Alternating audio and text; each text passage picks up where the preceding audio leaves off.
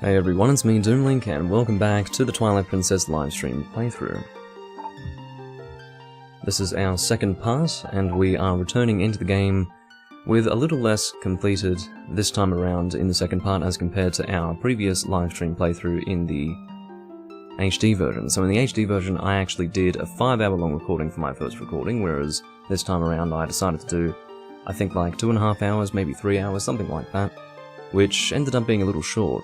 But basically, what I did in the first recording of the HD version was I took care of the entirety of the beginning portion of the game, I completed the first dungeon, and I went all the way to Kakariko village, and then I finished up. What we're probably going to do in this video is we'll take care of the entirety of the Forest Temple, I believe it is called, unless it has a more official term than that. That is to say, maybe it's got, you know, a special name outside of just the Forest Temple. Forest Temple is a bit of a generic term that I suppose would indicate what I'm trying to talk about, but yeah, in other words, you know what I'm saying, but maybe that's not what it's called in-game, I can't really remember now. But basically, we're going to take care of all of that, we're going to go through Kakariko village, and we're going to do everything that we need to do in order to get to the next dungeon. So, in other words, we'll have to get the iron boots, and deal with the Gorons, and make our way to the dungeon, and then I think we'll stop the video, because I can't do 2 dungeons in one video, that would be insane, to be honest. But, yeah, I'm going to get my chat up, and we will pour our beverage. I just wanted to start in the quest log screen, because I do love the design of the original quest log screen. I always enjoyed it. It's not that I didn't realise how great it was until it was gone and replaced with something soulless and just generally bad. I'm of course referring to the HD version's quest log screen. I always thought it was, and especially, I don't know, it had that look to it. If you compared it to, the best thing to do is to compare it side to side with the Wind Waker quest log screen. 2 extremely different quest log screens. This one is so crafted and so modern looking. Even today, it looks modern. It's just, I mean, how many quest log screens today look like this? I mean, generally a quest log screen's pretty, I don't know, just a basic thing you're sitting at, like, okay, select your quest log, done. But here it's so animated and so, like the sounds of it, the sound of changing to another quest log and the way it's animated, the way it glows, the way it, I just really like it. I understand the background graphic maybe looks a little outdated, but the point is that in 2006 this was a really nice quest log screen, especially compared to Wind Waker, which was more of a cartoonish game. That's why it left an impression on me. So I was really pissed off when I launched the HD version, and found a completely... Again, it was totally bereft of any inspiration. You look at the thing and it's like, okay, well, I see you had to make a new questlog screen from scratch, but you could have at least tried. It's a bit weird, but anyway, I feel like I keep on talking about this. I'm gonna try and not, because I don't want to bore you guys with the same rants, I guess. It's not even the same conversations or discussions, it's just ranting at this point. But yes, we will launch the game, as I probably mentioned before. Actually, I don't know if we even got to this point when we were making our last questlog screen, but I would have mentioned that basically because we have nothing acquired on our quest yet in terms of fused shadows or mirrors or anything like that, it's blank, there's nothing there. So, let's go. And this is, again, this is not actually for... I suppose I did reach this screen, didn't I? Because I remember talking about this last time, but basically, there's no in-game brightness setting. This is for you to change your TV's brightness, basically, which makes sense, I suppose. It gets a little confusing if you've got... Well, no, actually, that's a little frustrating. I was about to say that makes sense. Well, no, it actually doesn't make sense, because not every game is as bright as another game. So, basically, you want to have settings specific to the game that you can change. This is not a very dark game, but generally you would probably still want to be on the higher end of brightness. So, in other words, it would be nice just to have some sort of in-game brightness control, but in-game brightness control isn't really something that you would find with games of this era, so that's why they have a screen, so that you can change the brightness of your television to suit you. Anyway, not that I really wanted to... Well, not that I really needed to talk about it. I clearly wanted to talk about it because I talked about it. But, yeah, for example, this is really dark. What you're seeing right here, I mean, you guys can barely see what's going on in this place. I can pretty well see what's happening because my television is very bright. But in terms of what you guys can see, and you're getting pretty much what I would describe as a very boosted brightness compared to what you could have. It's actually 30, like I've set the brightness to 30, so of course if you're at Unity that's 0, and if you go to 30, I mean that's a fairly large increase. Well, it still looks kind of dark, doesn't it? And it's just because of that that very analog RCA video. It's darker than something like HDMI, for example. So, yeah, this is the way it is. So I'm going to stay in this screen here, which, again, and I suppose to continue along the lines of the rant that I was just going on before, this and this versus what they had in the HD version, awful. So again, this, in my opinion, is the definitive experience. So that is what I have to say about that. Now, our beer today is going to be Franziskaner. This is not the beer, incidentally, this is the glass that contains the beer, not that I needed to explain that. But I've always I'm feeling very talkative today, you'll have to forgive me.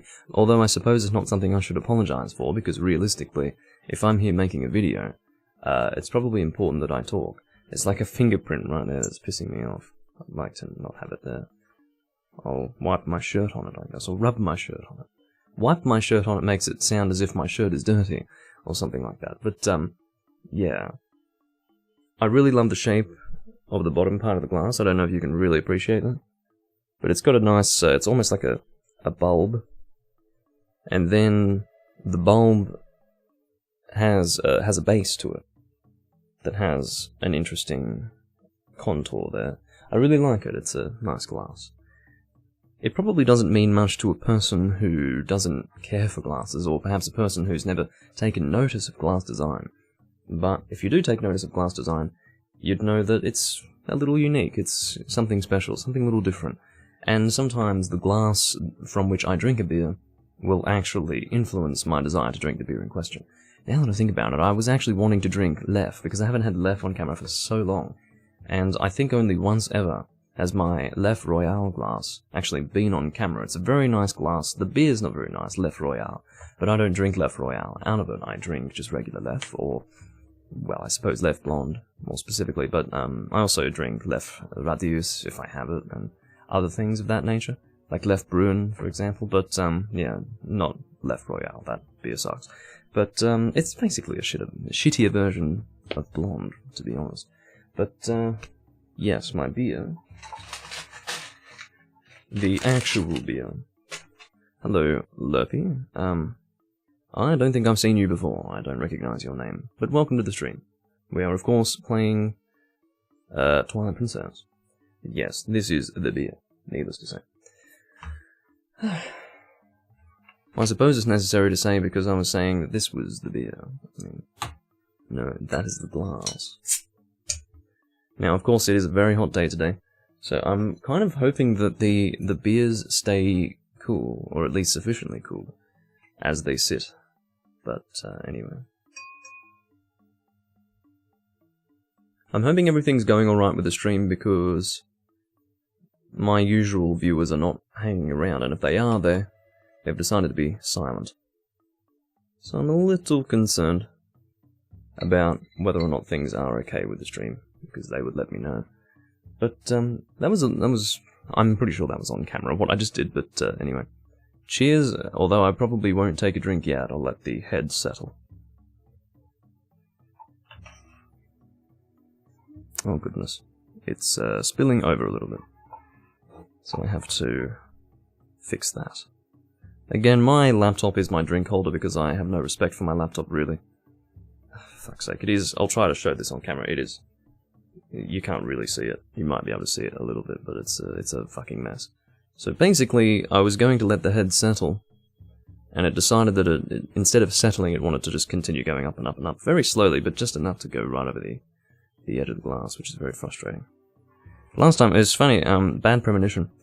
Last time I was drinking, Franziskaner, I actually knocked the entire glass, like on camera, I knocked the glass off my laptop with my elbow, and, like, pretty much, the glass was filled up to about here, like maybe about here, and it all went on the floor, on my carpet. It was really not great. This was in, I think it was Twilight Princess HD Part 6 or something like that. I think so. Yes, I can imagine it would be hot in Argentina, although over that way it should be getting a little cooler. But over here we are moving into summer because we are in the southern hemisphere. Unless Argentina... Ooh, this is my bad geography. I actually don't know exactly where Argentina sits, so maybe... Just going to do a quick check of that because I don't want to make a fool of myself.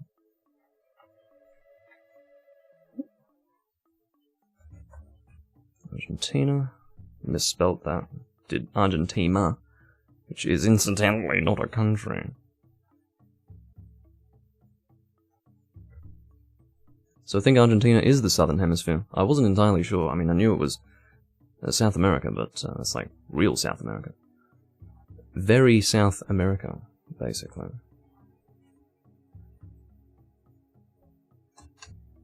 But yes, I didn't quite know where Argentina was. So.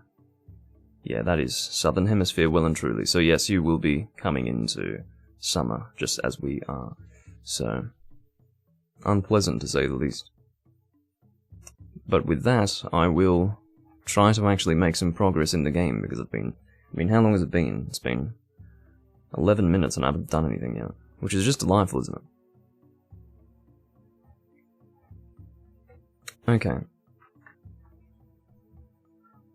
Now, this is the strangest looking head. I don't know if you can see it. It's like part of it is...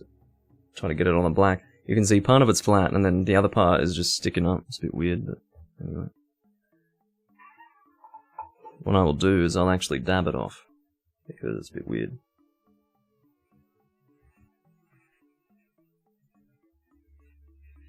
There we go.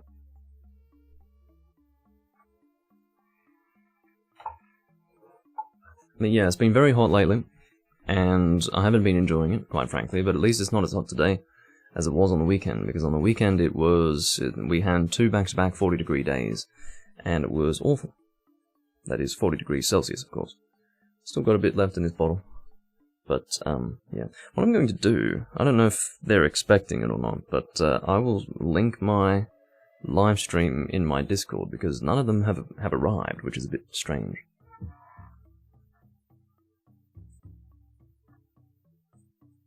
Doing it on my PC, of course.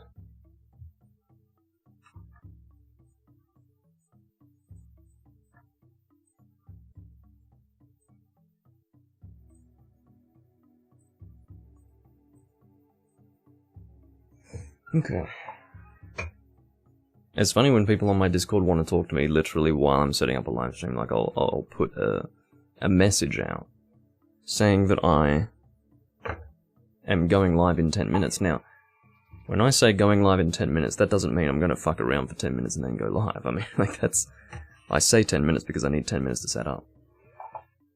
So, but yes, I do like talking with my viewers, obviously, but... generally, if I'm trying to get a stream organised, I'd rather focus on that.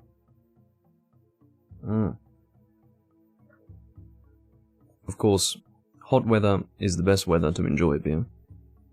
I generally enjoy them regardless of the weather, whether it's very hot or very cold. And, yeah, I have to say it is always nicer when it's hot. Because it's more refreshing, you know. And there's this misconception that a lager is somehow more refreshing as a beer to drink when it's hot than some other beer, like an ale, like a nice ale. No. If you think it is, then great, but no. So we are already inside the dungeon, which is good to see. We'll try to take care of this nice and quickly, because I don't want to... Well, I say take care of it nice and quickly, but... I don't want the video to be too short. I'm just trying to make up for the fact that I haven't done anything for the last 10 minutes. Or for the first 10 minutes of the recording. It looks like I'll do a finisher on you. That was on your stomach, I guess. Sort of on his. Well, not really his stomach, I guess. I didn't want to say his crotch, but it's looking a bit like his crotch at this point.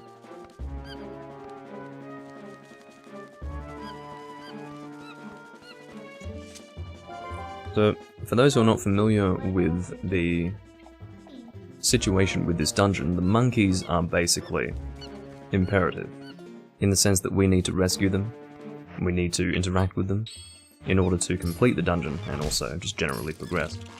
So that's the nature of the monkeys for this dungeon.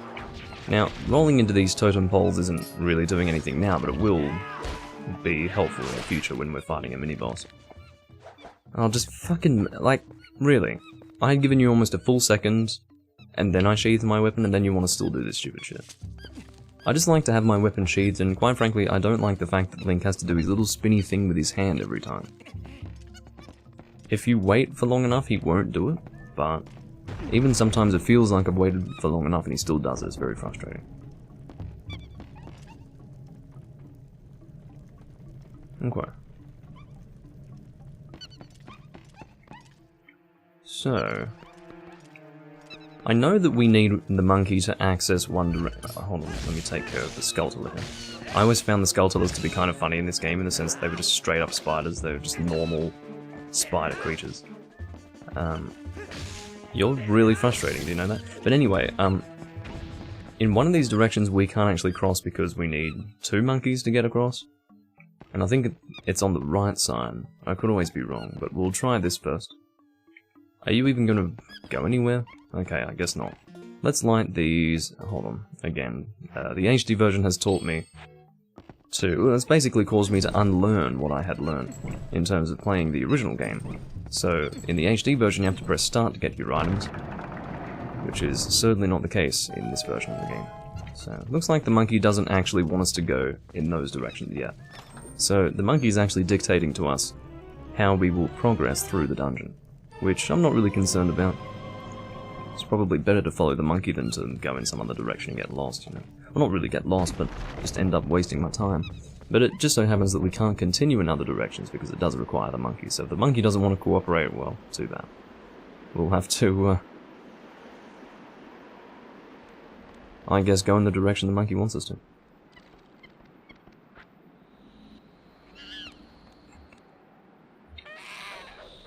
Now that boomerang is going to be a weapon that we can acquire, although it will not have the shadow effect. I don't really appreciate having a monkey ass slapped in my face. Well, not really in my face, literally, but in my field of vision. Being slapped at me, it's a bit of an insult.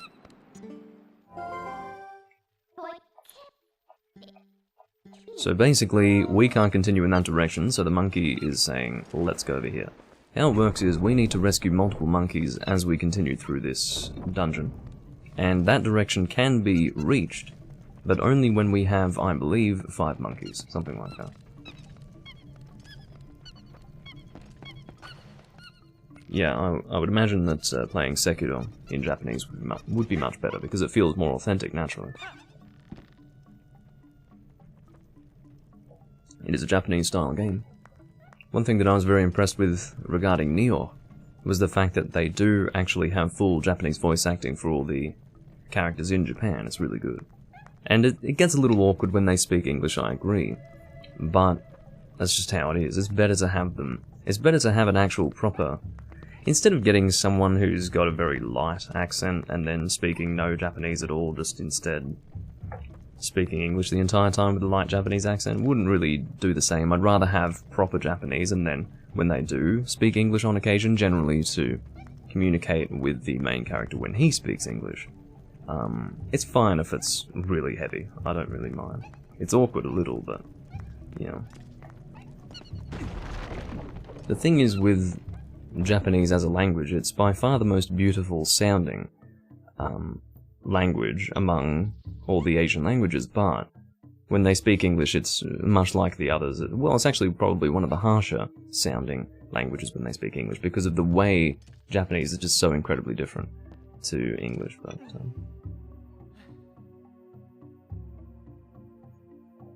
And I think some of the way they teach English is through the Japanese alphabet as well. Not technically, they do know how to read Japanese, definitely. Excuse me, they know how to read English, but... What I mean to say is that they don't really focus properly on the letters that exist in the English alphabet that don't exist in the Japanese alphabet. They speak English to fit their language, is what I mean to say. So when it comes to them actually speaking English, it gets a little awkward. This is Uku. Or is it Uka? No, this is Uka. I remember being confused about... Yes, I remember being confused about this before because in my mind, it would make more sense if Uka were the species, whereas Uku were the name. But actually it's the other way around, so... The name of the... Well, now I've confused myself. I don't even care at this point. Bird. We'll call it Ugly, Wrinkly Bird Thing. That is sufficiently descriptive, I would say. Okay. Going to kill you. Of course, these guys are fairly easy to deal with. They don't drop Deku Seeds, though. Actually, no, they do. Excuse me. What you have to do is actually break this thing. And that will give you the seeds. Which I suppose makes more sense, doesn't it? Because they didn't do it that way in the other games, probably because it was an unnecessary extra step. They hadn't even considered doing that, I would imagine. But here, with graphics like these, it's actually pretty reasonable. Now, what are you getting freaked out about? They're not even here. What? Why are you afraid? Oh, it's because of the Skulltula, I see. Makes sense to me. Well, now we can jump across. I don't have a key, monkey. I do hope you're not taking me to... this. You do realise that I can't go that way. Well, I'm sure we'll be able to get through, but by the looks of it, we don't want to go that way yet, so we won't, and we'll head over here. It's rather silly that the monkey would take us to the locked door. It's quite clear that that is where we want to progress. Okay, well, we can't interact with this yet. That requires the dungeon item, and that's the boss key anyway. Did I really go past a key or something? Am I stupid? Maybe I went past a chest. I mean, I did see a chest that was hanging in the air in one of the previous rooms. Maybe I needed to knock it down? I'm not sure. Yeah, well, they do sound rather similar, that's right. What I'm gonna do... There really was nothing here, right? What the fuck? I feel like I've missed a key because I'm being led to a locked door and I don't have a key, so... It's really strange because I don't... Oh, here we go. I probably can go up here and access something. Yes, this is probably where I want to go. I hate this. But yeah, it feels as if I didn't have an issue here when I was going through this area in the HD version, yet here I am, having trouble. It's a bit silly, isn't it? Okay. Hop along the side. Seems that the monkey can't follow us up here, that's fine. And I think we're safe to drop, there we go. So I'm pretty sure... No, that was completely unhelpful and unnecessary. That didn't achieve anything. So do we really want to go through this other door first because we can't go through the locked door? This is leading back to that big room we left before, so I'm guessing this is our continuation point. Maybe I've been overthinking it. I was thinking we didn't want to come here yet, but we do. Because we have no other choice. I just thought that I may have gone past a chest with a key in it or something, but clearly not. So I don't think the monkey... Okay, the monkey doesn't follow us because we're technically not going where the monkey wants us to. But once we do get the key, we can go to where the monkey wants us to. That's how that works. And this is probably it right here. It's extremely noticeable how different the colour of the chests are in the original version as compared to the HD version. Because I remember when I mentioned this in the last video as well, I said, well, when I first played the HD version and I saw the chests, I was completely confused. I was like, what is going on with this colour? I actually thought that they'd completely changed the colour. Well, in actual fact, they were always blue.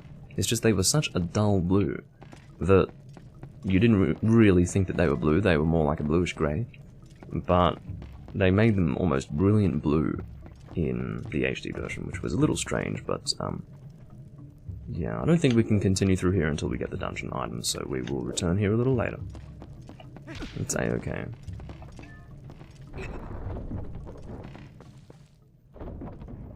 Now the sad thing about a game like this is because it's not voice acted, I can't really enjoy the Japanese language being spoken here. Which is what I would like to experience if I were playing a game in Japanese, and it's quite ironic that the other game that I play in Japanese on this channel, which is Demon's Souls, is also all voice acted in English, so You can't win, I suppose.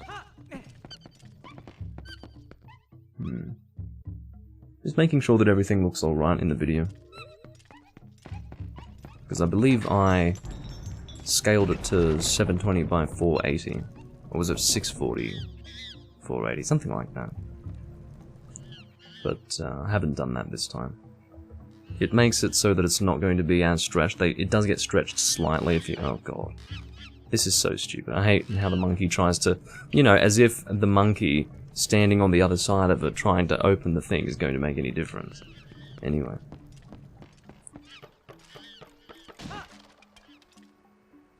Yeah, me too, Potato. To be honest, I don't know how I have the patience to go back through it either, but I really feel like it. I think the reason why is because I don't really put much thought or effort into playing it. It's one of those games that I can just very casually play. And I also... For me, it's different enough playing it on a GameCube controller with the GameCube heads-up display. It's different enough for me to be able to do it a second time. My intention is to get through it nice and quickly, though. I don't want to let this drag on. It is important that I move on to another game. But I do hope that it's not too repetitive to see more of the same if you have seen, for example, this dungeon somewhat recently. But yeah, definitely the next game. I mean, here's the problem. I don't know what game I should play next, because I really want to do a Let's Play of the first Monster Hunter, like a full Let's Play of, like, all the village stuff. It'll be on the PS2, not emulated. Because I've got that game, but I also really need to do Castlevania Legacy of Darkness. I have to put my foot down and say that I'll do Legacy of Darkness, because I've been holding off on Legacy of Darkness for way too long. I've just wanted to play it, and I haven't done it. It needs to happen, so we'll do that.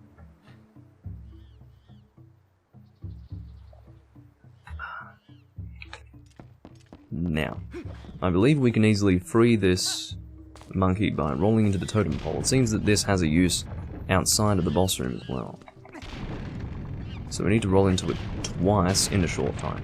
That's how we do that, because it needs to start, I guess, rolling a little bit, swaying, and then we knock it off with our second roll.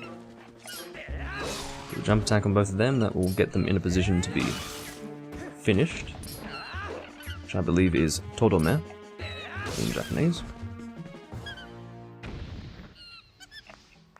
Right. I really want to cut this grass.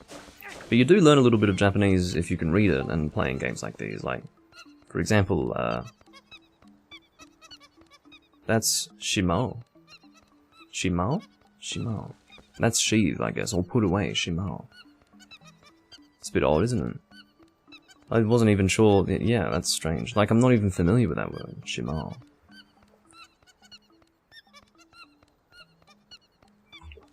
But apparently that's the word for put away or sheathe. I don't know, see, that's the thing. I don't know if it's put away or sheathe, and I don't know if there are two different words for those two different English terms, so yeah, I do wonder.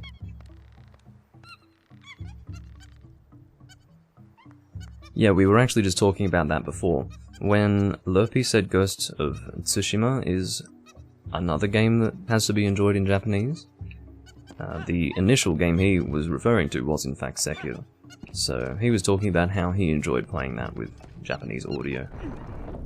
And again, yeah, it would be a whole lot more authentic with Japanese audio. And then I went on to say that I really enjoy how Nioh actually has Japanese voice acting when you're in Japan, so yeah, it's a very good thing. So now that we have two monkeys, we should be able to access different parts of the dungeon. We want to continue in this direction, somewhat backtracking to the central room.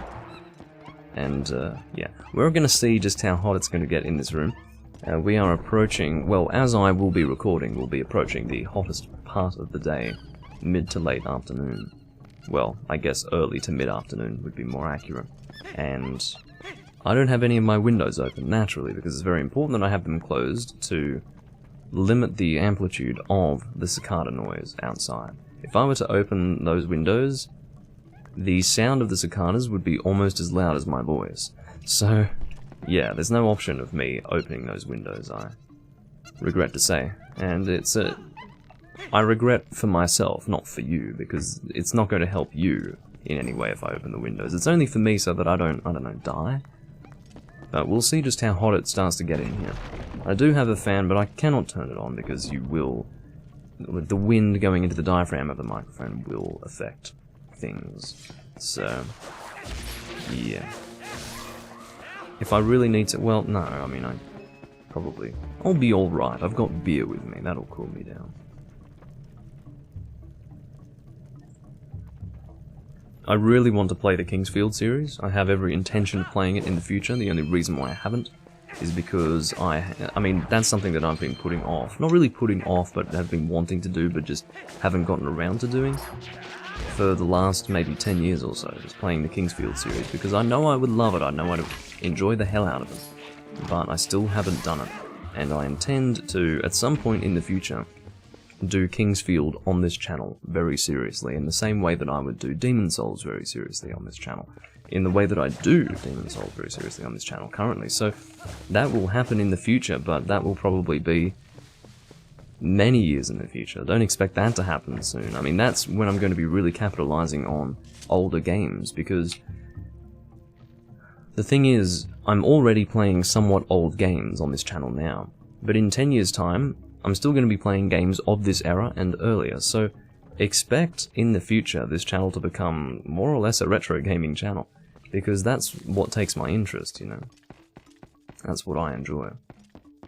I will occasionally play newer games, that's definitely going to be the case, but that will pretty much only be for games in a specific series. Like, say, the Zelda series. I'd play new Zelda games for sure. Well, maybe I would. Depends on whether or not they fuck it up, but anyway. If we throw you, you will swallow it.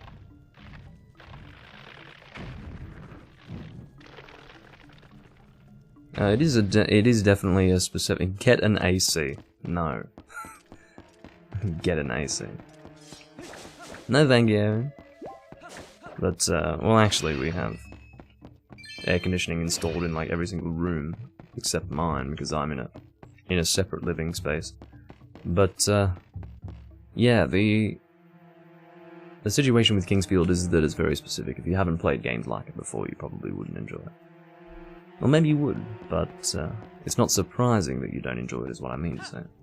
Now, that also requires a bomb there, so we'll have to go and get this guy. So we don't have access to bombs yet in this game. You don't get access...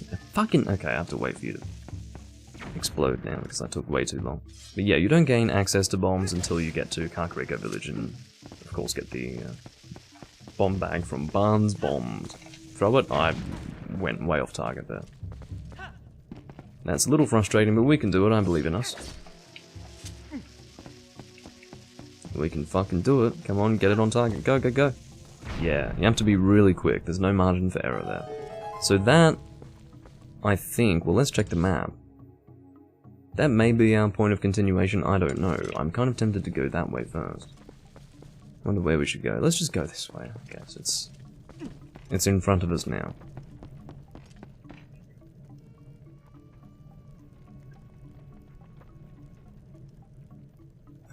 Yeah, I certainly wouldn't be starting with Kingsfield 4, I'd be starting from the original, and then playing the 2 that followed. That would be my plan with Kingsfield. And it's like that way with any game. Like, for example, I've been wanting to play the original Witcher since that released, but I still haven't played it, and I will play it eventually, but if anyone says to me, you should play Witcher 3, well, I wouldn't do it because I would want to play the original first. And I could possibly live with skipping 2 or any other iterations that existed between the original and 3. However, I can't abide just playing the 3rd one and then not playing the original. Especially given that I wanted to play it when it released, so yeah, I don't know. Well, I suppose, I mean, I lightly wanted to play it at release. Obviously, I wasn't desperate to play it, because I would have played it at some point in the last, 13 years, but still haven't done it, so there you go. How am I supposed to deal with these guys without the Gale Boomerang? Do I just not stand on their squares? Shit. Okay, I think you're in the middle, aren't you? Yes. So we need to light these torches, I believe, but we need to light them in a specific order, I think. Oh no. We just need to light them all, that's fine. Keep away from that guy.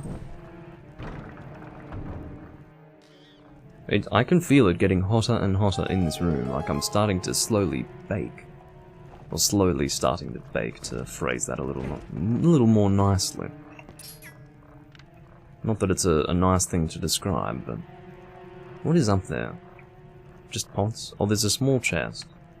I don't really need the rupees, but I guess I could go. I'm assuming it's rupees. I can't imagine that small chest containing anything else. I have established that small keys can occasionally be found in small chests, but it doesn't happen often enough for me to really go after a small chest like this. It's 20 rupees. Okay, so I wanted to reorientate myself to hit those pots. Instead, I ended up targeting one of those guys. Again, you need the dungeon item to properly kill them. It might be possible to kill them without the dungeon item, but I know that having the dungeon item is important. Okay, where do I get the key? Clearly I need the key first. Does that mean I don't want to come here yet? Does that mean I have to go in that other direction first? I would guess so, for the reason that... I would guess so because the other room is also just a room on its own. Ah, I see. Never mind. I don't think it's necessary because I think the key's in this chest. Excellent. It's a bit of a lonely recording today, Potato. You're the only one. What's going on? See, it looks like that's the opening on that side. Yeah, you're the only regular viewer of mine who's decided to turn up. I mean, I appreciate Lurpy's presence as well, but yeah, it feels a little lonely not to have the usual characters hanging around. I'm sure they'll appear later on. I mean, it's not that early of a stream, it's pretty late, honestly. Maybe it's because it's quite late, I don't know. But especially when I'm playing a game like this that I have pretty much recently played, the more people I have to chat with, the better. Keeps me enjoying myself, I guess. I'm really concerned about my beer. I feel like it's going to, I guess, lose its coolness. Like, it will become warm. It will warm much faster than it normally would. Which makes sense, because again, it's freaking hot in this room right now. So, I mean, I can live with cool beer. I just don't want warm beer, and I don't think it will become warm. When I say warm, I mean, you know, progress towards warm as a temperature, but what even was that? I didn't even pay attention to what that was. Was that anything of importance at all? I don't think so. Oh, we rescued a monkey. I need to fucking wake up to what I'm doing. I need to start actually paying attention. So, rescuing that monkey, very important. Does the monkey follow us? Okay, it seems the monkey does not get attacked by those things, which is good, because I don't want the monkey to die or anything like that.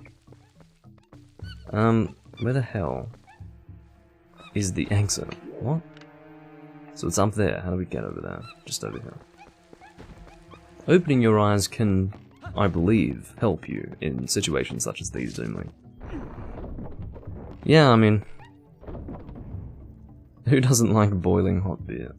Well, I think hot beer is actually good in certain situations, but it needs to be a good beer. You can't be drinking hot lager, because you might end up gagging.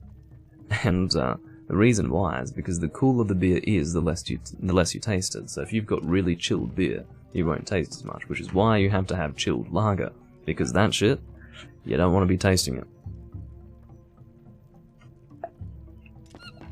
You are technically tasting it, but it's the subtlety of it that you're appreciating. You don't want the full flavor of lager, because it's the full flavor of fucking shit. If you know what I mean. Maybe you don't know what I mean, maybe I'm not making sense. But I have a feeling there's going to be another monkey in here. I could always be wrong, but yeah, there is another monkey. And what are you hidden behind? You are hidden behind a locked door that I think I have a key to. Or no, I already used the key that I picked up before.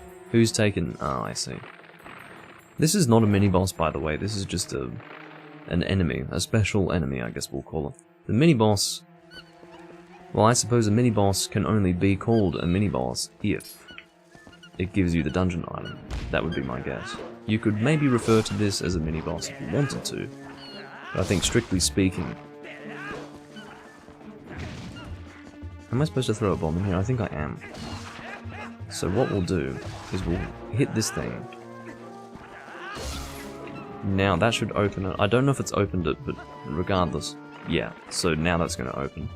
And I don't think that grows back. Like, that is an extension of the creature that will not grow back. So all we need to do... Oh, that was a little poor. I was thinking that it would go in there as long as we targeted it. The monkey's a bit scared. Fair enough, I guess. But yeah, that man-eating shit. Are you fucking kidding me? Basically, the thing that looks a bit like a Bokababa, but is not going to return. So we've got all the time in the world to get this right. I don't know, I guess I'm overestimating the throw distance.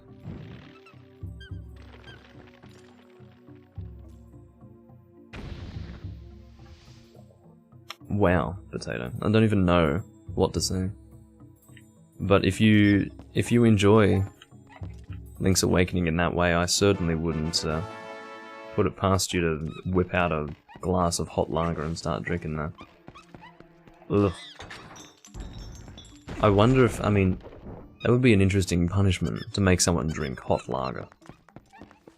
Even better, someone who's never had beer before. That would be hilarious. I mean, there would be a certain degree of sacrilege when an actual beer drinker would drink hot lager. Like, they would understand and appreciate the sacrilege, but I mean, as if it would be sacrilege to drink hot lager, as if it's some sort of sacred act to drink cold lager. No, I can't really think of anything less sacred when it comes to the consumption of alcohol. But I'm basically cutting the heads off these monkeys. I hope these monkeys don't mind being decapitated. But yeah, long story short, I would imagine that there'd be entertainment to be had for the reason that the person drinking the hot lager would be a beer drinker, but I think the reaction would be more severe if the person didn't drink beer already. It would be a very rude introduction to beer.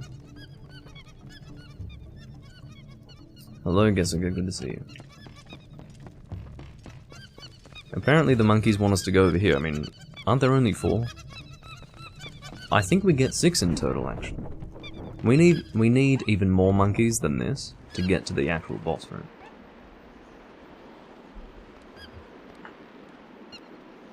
I need to, hold on, have I? Whoops. I've got more beer to pour. Holy shit. I don't think I'm going to be able to get through all this beer. I need to actually start drinking this faster, because otherwise it's going to be cold. Excuse me, the opposite, it'll be warm. Oh no! My beer's going to be cold if I don't drink it fast enough. That's not too bad temperature-wise, that's okay. But it's going to become less okay if I don't hurry up. I'm not even through bottle number 1 and I've got 2 more to go. Honestly, I'm a little concerned. The problem is, if I were to go and put them in the fridge, I'd have to... You know, I'd have to actually... This is the thing that you guys don't understand. My stream setup is a fucking... It is chaos. Okay? It's just... It just works. In the words of Todd Howard, it just works. So... not even... It just works as in... It's inexplicable. I mean, it barely works, that's what I mean. Different use of the phrase. But the point is that I just, you know, it's going to be really annoying to have to go to the fridge every time I want a new beer. I want it to be on hand and just continue fucking playing, so it's not worth it.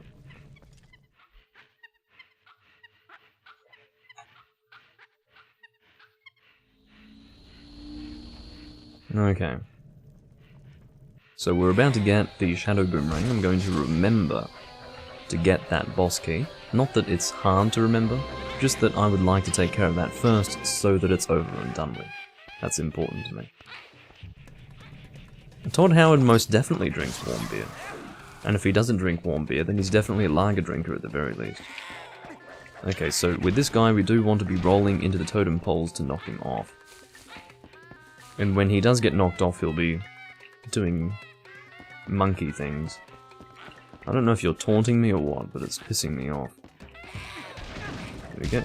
Okay, so that's how it works. He throws the boomerang at us. And then, because he can't really catch it, because he's busy trying not to fall off, he gets hit by the boomerang. And because he's a stupid monkey, he doesn't learn from his mistakes, so he can do it multiple times. Okay, so we were too late. He's trying to be a little faster. We basically need to keep on top of his movements. There we go. Do a jump attack. I find it really disgusting that we're attacking a monkey's ass with a sword. I mean, what's worse is that I would imagine the actual ass bleeding, okay?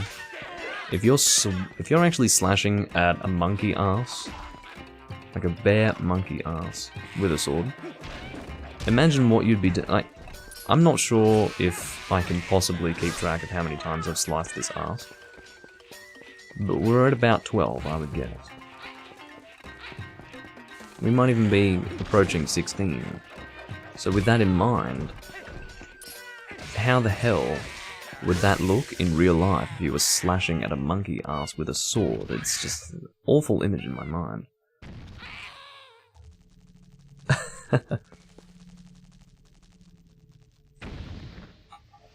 Yes. Todd Howard's fall from grace has been one of the funniest things in internet culture these days. Or gaming culture, I guess you would say. And the monkey runs away with a bleeding ass, possibly even a bleeding asshole. I can do nothing but apologize, but the game has decided that that will be your weak point. So basically, the boomerang is not evil. It's not an evil boomerang anymore. It's now ours to use to save Hyrule. And it's almost demonstrating itself to me. Ha ha ha ha. And, I mean, look at Link's face. I mean, is that not the most joy-filled expression you've ever seen? Look at that. It's like he's just found the, I don't know, the lost Ark, like the Ark of the Covenant or whatever. Okay, so, I mean, if you found the Ark of the Covenant, you'd look like that too. I'd be actually shitting bricks if I found that. Anyway, so...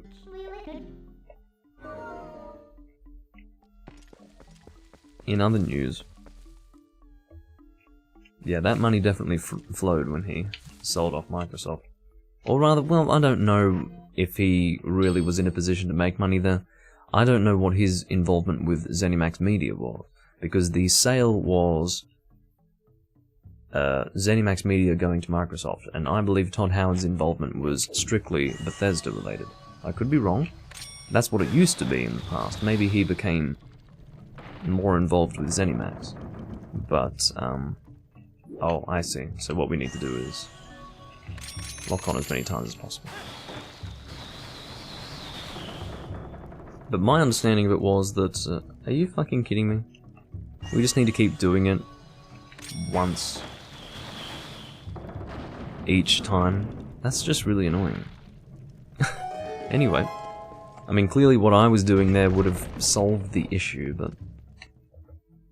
whatever.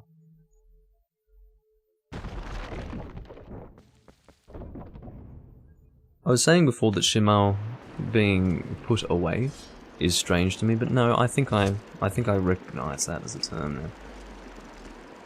Anyway. Now that we have the Gale... don't know why I did that. That's alright. I do wonder how I can get back though. I'm assuming that I can with the Gale Boomerang in some way. I think we can, yes, we can go this way.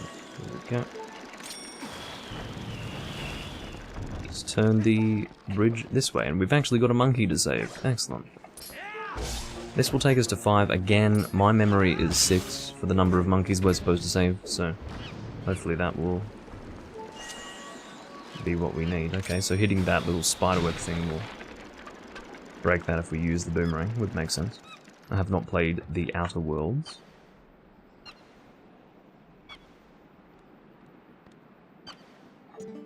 I suppose if he's not referring to a specific person, Gessiger, he would be asking me.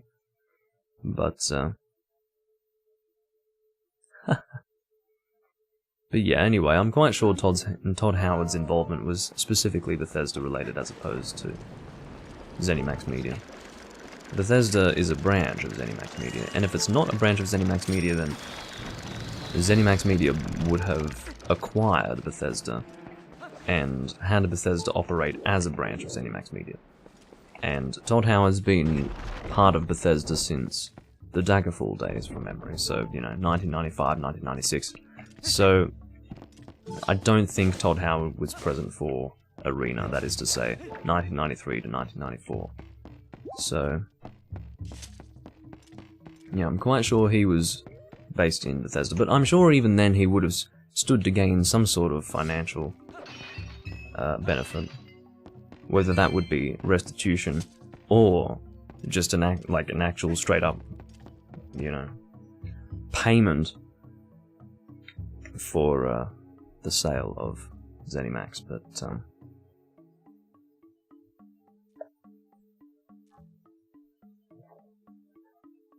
well, this is the thing. It's interesting that you would think they'd fire Todd or even entertain the thought, because Todd Howard, while he has proven himself to be a poor PR man, he's proven himself to be a fucking good salesman. So, I mean, what does Microsoft want? A good PR man or a good salesman? Well, I suppose they'd ideally like both, but if they had to choose between one of the two, I think I know what they'd choose. And what I mean to say, ultimately, is that Todd Howard, he's doing the right things, as far as Microsoft is concerned. In fact, Microsoft would not even bother with ZeniMax if it weren't for the things that Todd Howard had done recently in terms of milking the ever-loving shit out of Skyrim and probably making a bank out of it. Although I don't know what his...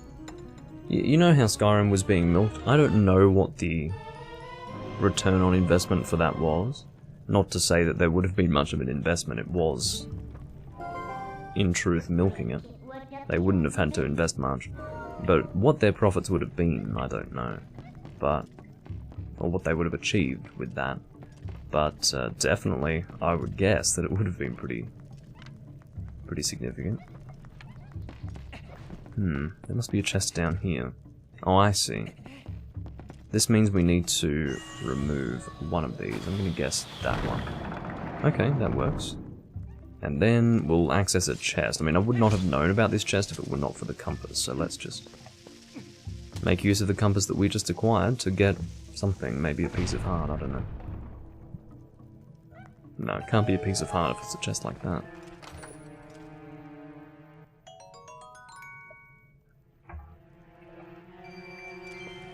Okay.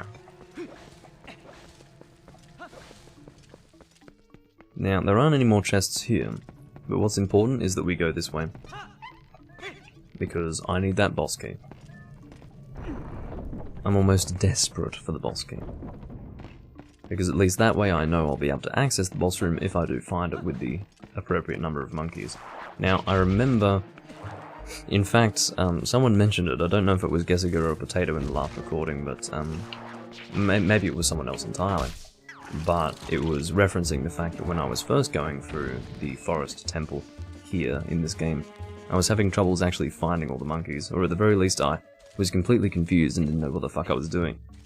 Because I was obviously missing monkeys, or at least one monkey, and I didn't know what the hell to do. It was a little confusing, but yeah.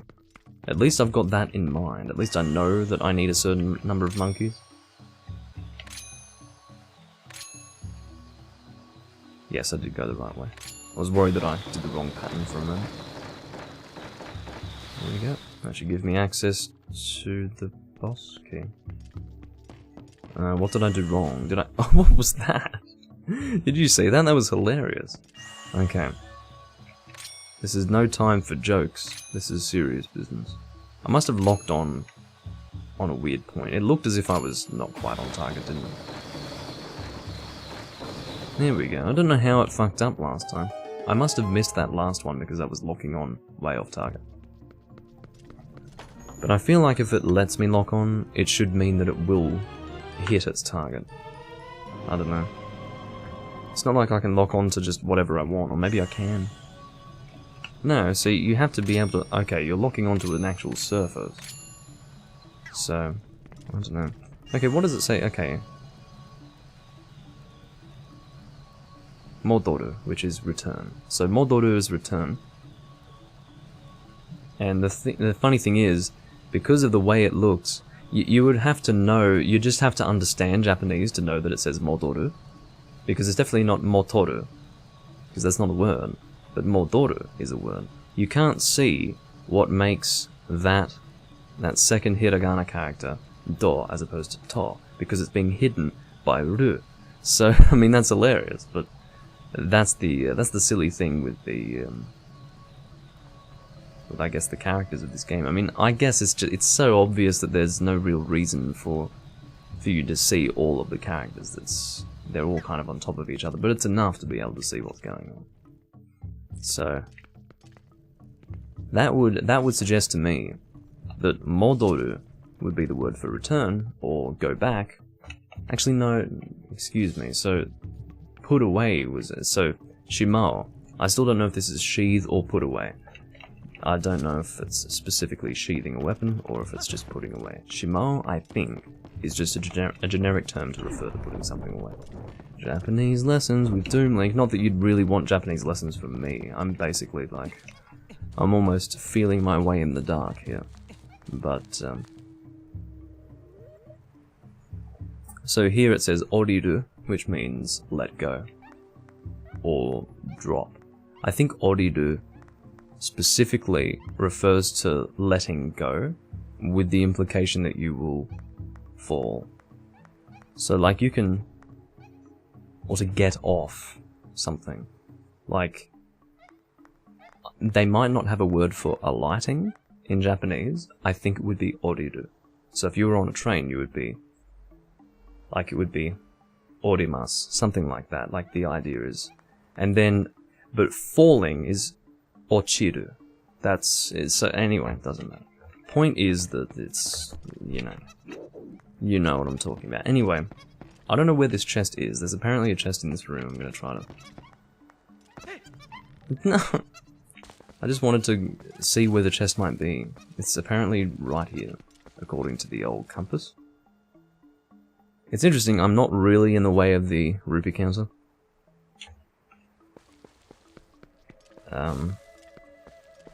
But I'm partially in the way of it. You can't see the actual rupee icon, but you can see the number of rupees I have, which is 130.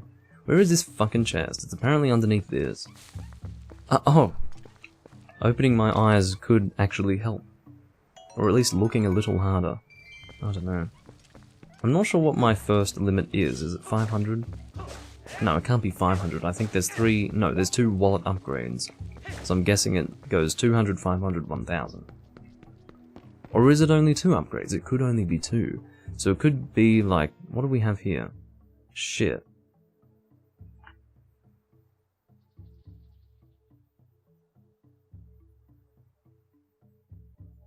I don't even know what that says. I know that wallet is osaifu in Japanese, but that's not what that says. I think that's... I'm not even... The thing is, with katakana, I don't want to guess. I mean, I have an idea, but I don't want to embarrass myself. That's why I don't read my katakana out loud in this fucking recording series. Because I'm not confident. So I shut up. I shut up about it. But osaifu is wallet in Japanese. Or it could be saifu, with osaifu being the respectful term. Anyway, there's apparently a chest here, like right here, what the fuck? Why would there be a chest right here? Clearly it's not this, because that's already been opened, so where's that chest that's being marked?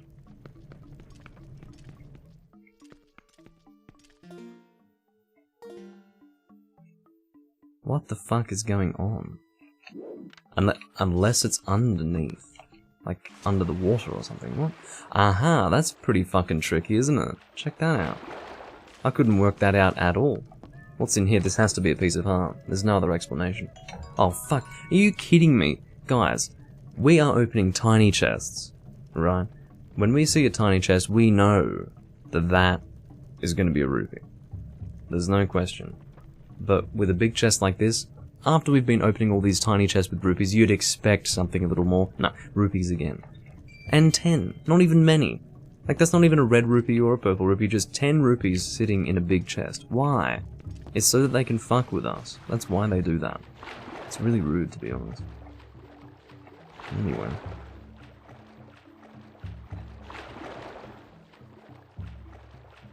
Is that...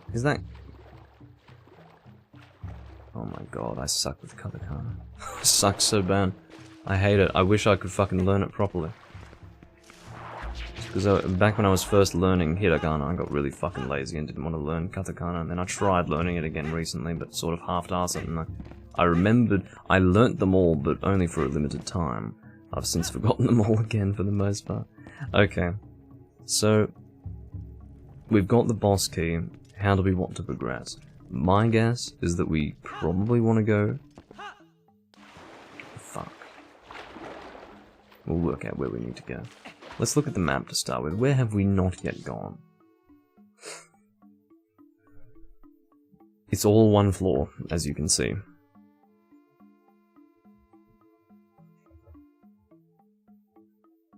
Oh yeah.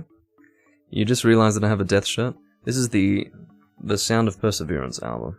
This is my preferred cover. This is not the original album cover, this is the reissue cover, which I much prefer to the original album cover.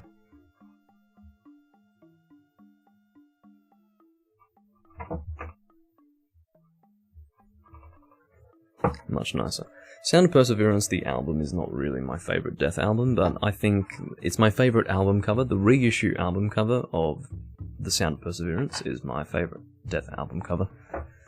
My second favourite would probably be Spiritual Healing, because it just, you know, you gotta love the Spiritual Healing album cover. If you walk down the street with the Spiritual Healing album cover on your shirt, people are gonna go, what's going on there? It's one of those things where it's so striking, you just look at it and go... Or people in general would look at it and think, what's going on that t-shirt? That's very strange. But it's funny, but also, I guess, philosophical, and yeah, I like it. I love the Spiritual Healing album too.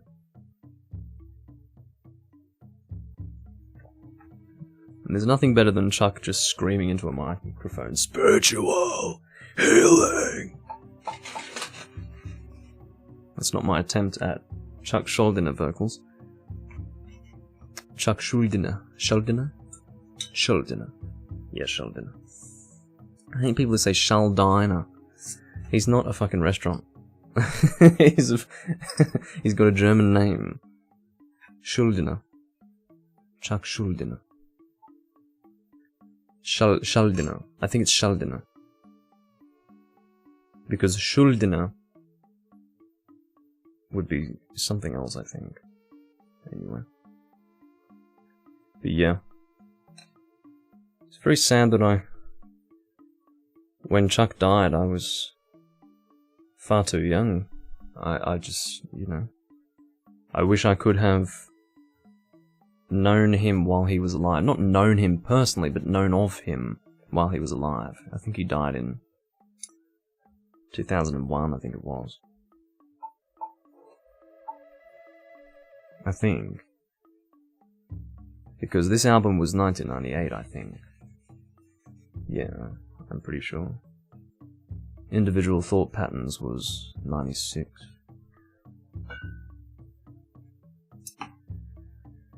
A fucking ant on my desk. Go away. Okay, now, I believe what we want to do. Actually, let me make sure where I want to go to progress. I think we want to go in that... Well, we're not actually forced. Okay, we can actually go... We can actually go in the room here. That's fine. Like, from this point. Because there are directions we haven't yet gone in over here. How long will I record? Oh no, it's happening again. See that? That's dangerous business. That means that it's very close to spilling over. Doomlink's concerned face. That's a screenshot. Okay, I will be recording for as long as it takes for me to get through the entirety of this temple, and also do everything leading up to temple number 2. So my guess would be about 3 hours. 3 to 3.5. Let's repeat myself a few more times, shall we? Cleaning up the head again. I have failed the beer? No. The beer is fine. There's no need to be so dramatic, Potato, please. I don't need your dramatizations at the moment. This is a serious business. This is the consumption of Franziskaner.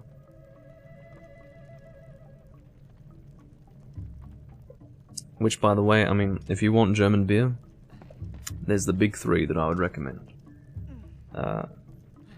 Weihenstephaner, Franziskaner, Paulaner. Or Paulaner, sorry. Paulaner, Franziskaner, Weihenstephaner. Beautiful beers. There's a lot of shit German beer out there, okay? And there's a lot of amazing German beer. So, most of the shit stuff is what is being exported, but... I mean, if you want an example of one that's not so great, like Schöfferhofer, like, pretty common, but not great. I need to microwave that beer to repent. Okay. Sounds like a plan. Sounds like a great idea, in fact. I'm not gonna lock on, I don't need to lock on. Locking on is for, I don't know, pussies, I guess? Yeah, pussies. Locking on is for female genitalia. Okay, we're about to be attacked from both sides. Let's fight this guy first, because we want to go in this direction. We can't go in the other direction, we haven't the key that's needed. It is not on... oh, it's not on hand. I'm sorry to say, but I cannot communicate with you in Japanese. Long nogo. But, konbanwa.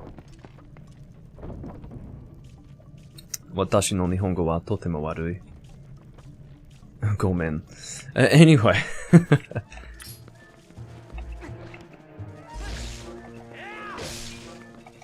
Moving forward.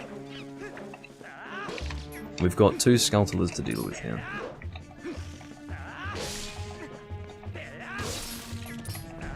And, as I said before, I find it really weird how they are just normal spiders. They've got skull-shaped abdomens. I suppose the reason why they went with more realistic designs for the Skulltulas was to, I guess, relate to the fact that this was a more realistic-looking game with these current-gen graphics. Well, I say current-gen, but I mean the generation of Twilight Princess. When I say current-gen, it makes it seem as if it's still 2006. It is not, in case you needed me to tell you that. Oh, it's Arturia Pendragon from Hunsterverse. Good to see you. I don't know why. Did you end up subscribing to me? Well, welcome either way. I do still play a little bit on Hunsterverse from time to time, just not frequently. But,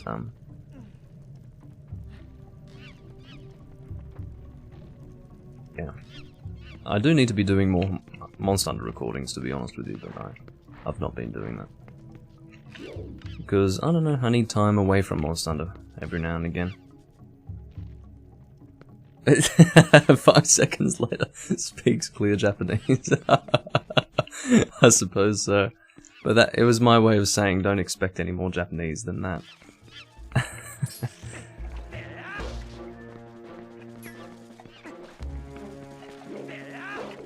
Alright.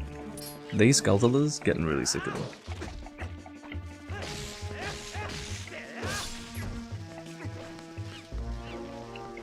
Now, I remember this to be a trick. I believe this is much easier than they make it out to be. I remember trying to use the Gale Boomerang to carry a bomb to the monkey. Now, I spent a long time trying to work out what I was supposed to do here. I believe it's simpler than that. So, just to demonstrate what I thought I needed to do, I thought I had to do that, and then it would carry the bomb there. But you see, the bomb doesn't explode. So all you really need to do, I believe, is throw the bomb up there, which should be possible. They almost trick you into thinking you need to do that. In fact, what I'll do first and foremost... No, stop it. What I'll do first and foremost is I'll throw the bomb into this thing.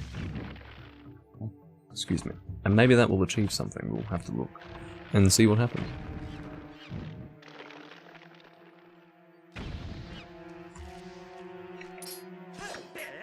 Can you die? Well, I didn't really want you to die, actually. I do need you for this monkey cage, but I will look and see where I can possibly... Maybe I need to drop something onto it. That's possible. Maybe we'll go back up. I just need to make sure that I approach this in a different way to how I approached it last time I was playing in the HD version, because I found out very quickly, aha, yes, I see what I need to do. So, there's actually a hole that is being blocked by a spider web, and we need to light it on fire so that we can destroy the web, and then I believe we drop a bomb down there, or something like that. So we can do this. It's as simple as dropping down there. That's really all we need to do. That's all we need to do. That's so funny, because again, they make it look as if, or maybe it's not they make it look as if you need to do what I was doing before, which is using the Gale Boomerang to send the bomb to the cage. But if you overthink it, you might end up doing something like that, but really it is more simple than that. You just need to drop on top of it and destroy the cage that way.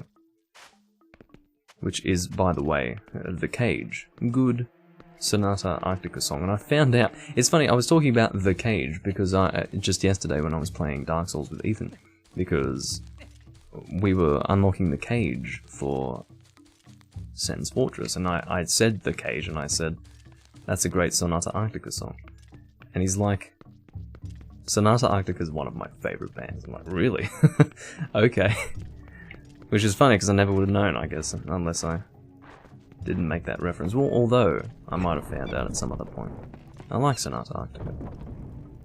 Haven't listened to them recently, but they strike me as a passionate band, and that's what's important to me. Am I missing a key?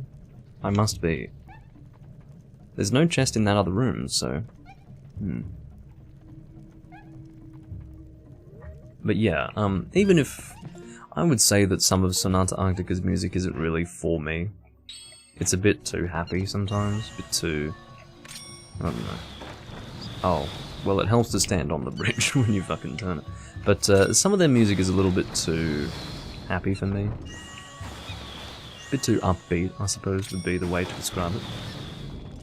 But they're passionate, and they don't fuck around. Like, they're not here to just pump out random-ass music to satisfy their shallow creative needs. Like, they actually want to make good music, and you can hear it. And I like that with a band. That's what's important to me when it comes to any band, any project that's musical. It's that they have the passion to see it through. Oh, I think I need 7. So 2, 4, 6.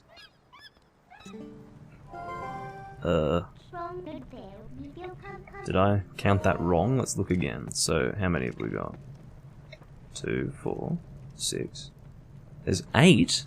What? Remember when I said 6? Well, clearly that wasn't right. Clearly we need 8, which is a bit ridiculous. I was hoping that we only had 1 more maximum to fucking get. I was clearly wrong. So again, we can't cross this until we have all the monkeys doing something weird. I believe they create a big rope for us to swing from. It's weird, but it's necessary. We need a key. If we can find the key, we can go back to that room before. And The Key is a good album by Nocturnus. Or is it Nocturnum? It's Nocturnus, isn't it? Some death metal band from the 90s. Haven't listened to them recently. I actually made a reference to The Key back in my 2016 Let's Play of Twilight Princess, funnily enough. The Key. Decent album. Not one of my favourites, but it's good. Breaking Benjamin. Yeah, definitely a rock band, as opposed to a metal band, I can tell. Breaking Benjamin.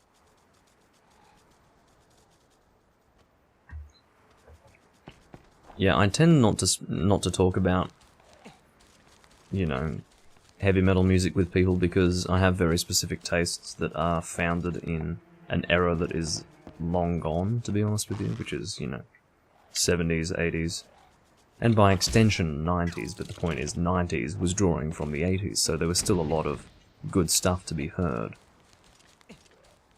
But, you know, occasionally I'll speak to people about that sort of stuff, and then I, you know, severely regret it. The last time I found myself almost falling off my chair was when I was talking about heavy metal very casually with a guy that obviously wouldn't know heavy metal if it smacked him on the back of the fucking head. And he mentioned a band that I hadn't heard of, called Imagine Dragons. And I listened to a song, and I nearly fell off my chair. I was like, sorry, you're mentioning this band in context with our current conversation? Like, what's going on with you, my friend? Yeah, I don't like having to find these monkeys. I feel like I might get into a situation similar to what I got into the first time I came through here in the HD version, where I couldn't really find the last one. I'm really worried. But, yeah, if any of you like Imagine Dragons, I'm sorry, but I'm sorry for you. But anyway, moving on. I mean, people are allowed to like whatever they like, but fucking hell. Fucking hell. Anyway. I just, you know, you find out about these bands that are, like, apparently really big, and then I'm like, okay, well, I never heard of them, let's give them a listen. Never mind, shouldn't have done that. Shouldn't have done that. Anyway. No, I'm what you would call an elitist, I suppose, if you didn't know better. And I suppose I mean, that's either massive confirmation of my elitism, or an indication that maybe I know more, I don't know. Either way.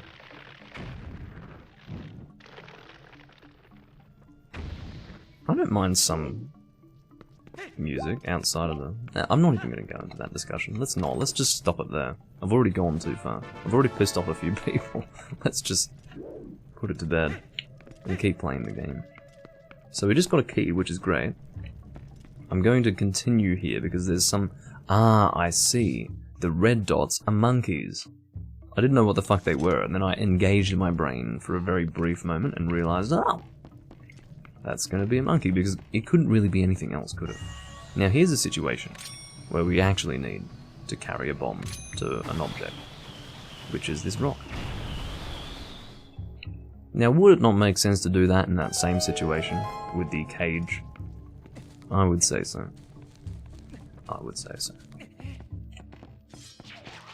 You can die, and I'll do a finishing move on you. Quite happy to do that. Being attacked by these guys, you can now die. Or you can waste my time. Both are options available to you. Oh, goodness gracious. Alright, I will bring you over here, because I believe I can do that from this distance. Yes, I can. Actually, we'll just bring it to us, because we're going to cause problems if we try to match it to this object from that angle, because it would end up hitting a wall on the way there.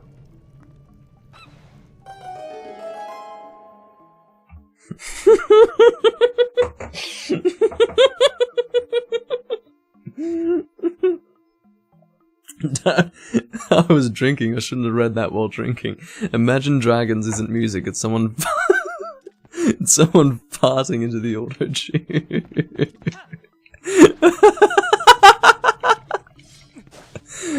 Oh my god. Not inaccurate. Not inaccurate. Oh my god. Anyway, yeah. Not a bad description. I've heard less accurate descriptions of bands before. Okay. Now, I don't know if the monkey was just sent there. Yeah, I can see there's only one more that we need to get over there. That's good. I'm happy to see that. Okay, so let's go and move this thing.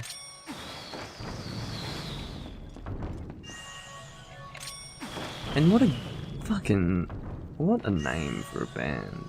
It's so like... I mean, this term has not aged well, but it's applicable.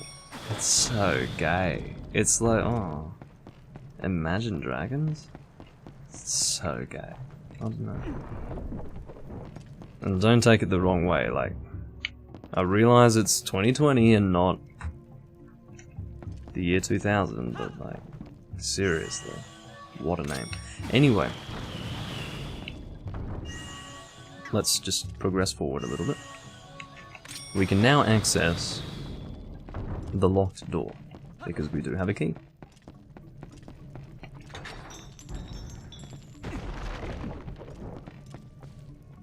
I'm allowed to call things gay, I'm fairly effeminate.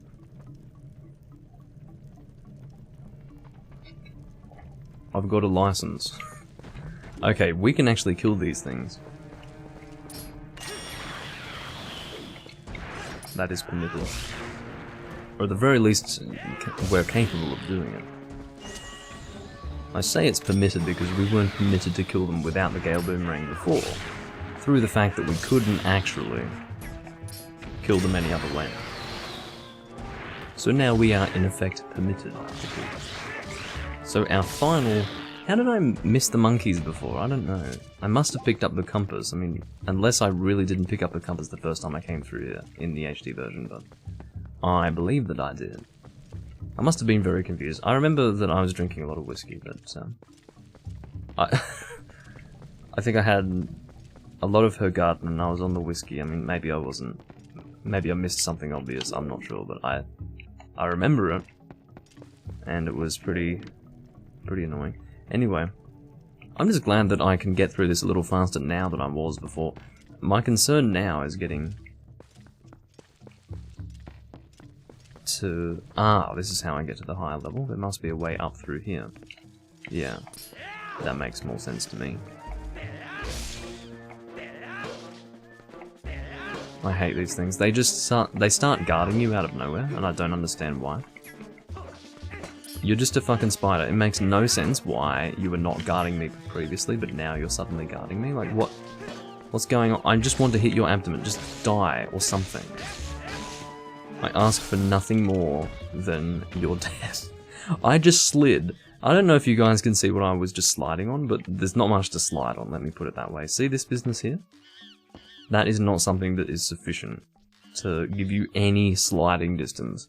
If you sat your backside on this plank of wood, you're not going anywhere, okay? You'll be sitting there, you'll be waiting for a while if you want to start moving. So, yeah, I don't know how I managed to slide, but that is obviously some sort of physics error in the game code, because, yeah, no, not in any way realistic.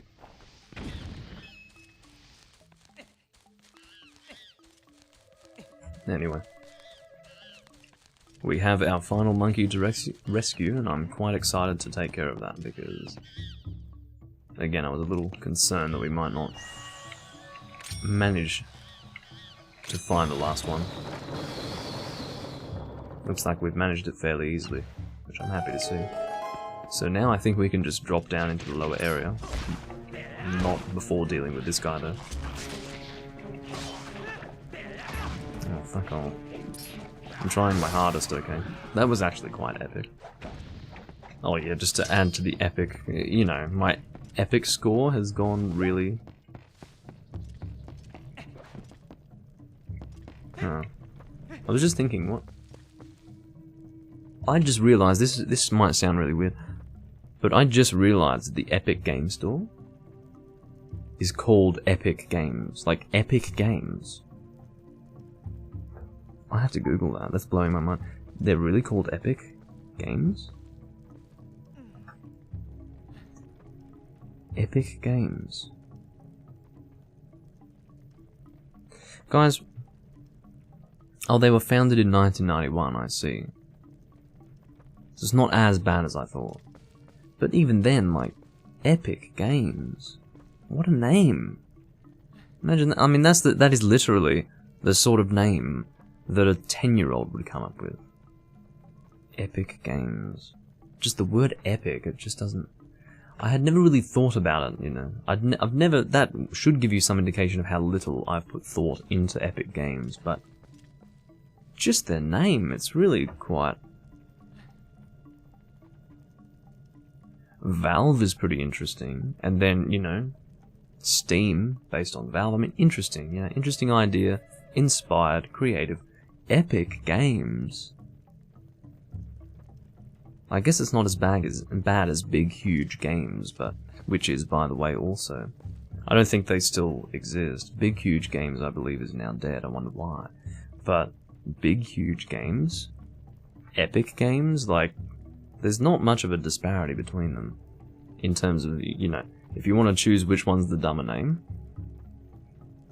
There's not a clear winner. I guess the clear winner. Okay, there is a clear winner. It's Big Huge Games, but Epic Games is not far behind. Anyway, excuse that brief Unreal Engine. Sounds about right. You can tell that they... I mean, I'd be surprised if the same guy didn't come up with that name. Unreal Engine, yeah. We're gonna make a really cool game engine. It's gonna be Unreal. I'm gonna call it Unreal Game Engine. Yeah. Next we're gonna have, I don't know, Tubular Launcher? I don't know. Wicked Sick? You know, shit like that. Come on. I mean, 1991, I'm shocked that they didn't call it Wicked Sick Games.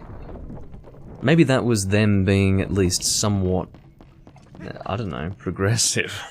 Maybe if they called it Wicked Sick Games, it wouldn't have aged well. Epic Games, I'm not going to say Epic Games has aged well as a name, but hey, at least it's not Wicked Sick. Because, I mean, Wicked Sick, that wasn't so... In the early 90s, saying Wicked Sick wasn't quite as laughable as saying it today. In fact, it wasn't very laughable at all. But, you know, I mean, by 1991, saying tubular was a bit silly, but Wicked Sick was still okay. You could say, oh, that's Wicked Sick. But I guess epic was the new word. Ooh, epic. But of course, epic died by the beginning of the previous decade.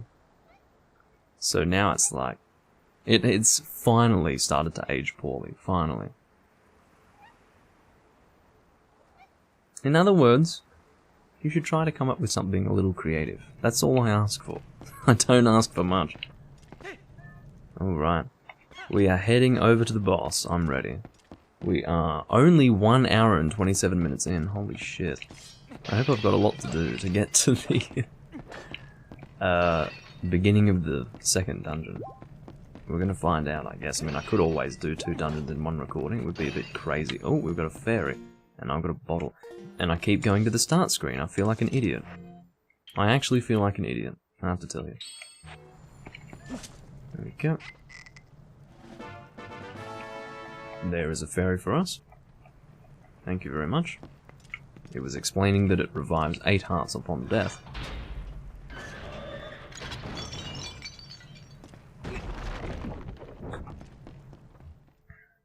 So, beer temperature, still going alright. Room temperature, still going alright. It's about the same as it was when I was worried that it would get worse. It hasn't. It's remained fairly consistent. In the next hour it could get hotter again. We are now at 1 PM.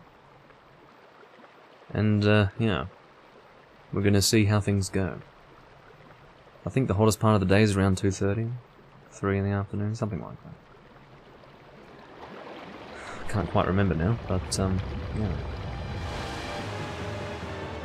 This guy will be a fairly easy boss to kill for the reason he is boss number 1 of Twilight Princess. I can see that his name is not Diababa in Japanese. I didn't quite catch what it was, but it's not Diababa. Ow. Basically, it's common to have stuff in Japanese be written in katakana such that it is clearly not a Japanese word, but yeah, it's not the same.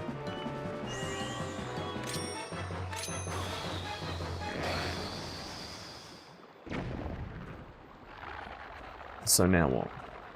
I guess the main body comes out? Something like that. It's a bit gross, but you know. We have to deal with it.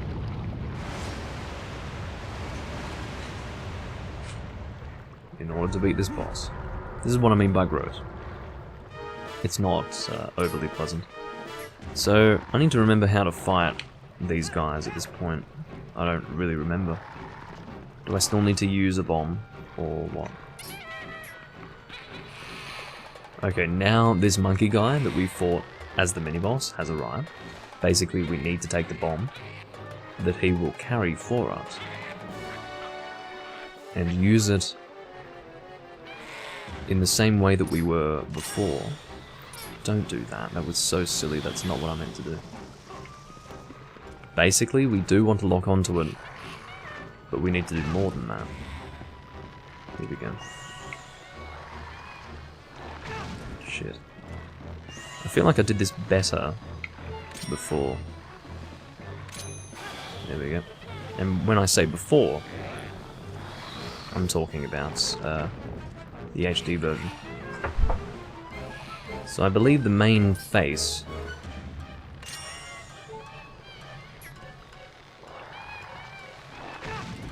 will fall and be attackable once we remove the two side tentacles. I'm not doing too well in terms of health, as you can see. Now what are you going to do? Okay, well that's not really what I wanted to do. I guess we have to hit the stupid main face. I mean, maybe hitting the main face before getting the others is something that we can do, I don't know. Let's find out. Not now, but later on. Right, we're about to get the gross eye thing. Maybe we can just get the main face and that's all we need to bother with. But now I'm just going to get some hearts, because that's important. Just 2 will do. I've only got 3 heart containers. Shit. Oh my god, get out of it. Stop! I'm trying to roll and I'm picking up all the fucking pots. It's such a waste. Okay. Come on, monkey man. I need your bombs. There we go. Let's get the main face. Shit. I know you're coming. Let's see if getting the main face will do the job. Yeah, that's all we needed to do. So it was actually a waste of time to aim for the other one. He's dead. What the fuck? That was really fast. Okay. Well, I'm glad that I tried just getting the main face without bothering with the other 2. That really saved some time. And then the fucking eyeball falls out, really gross, but it gives us a heart container, which is what's important. And then we'll get a fused shadow after that.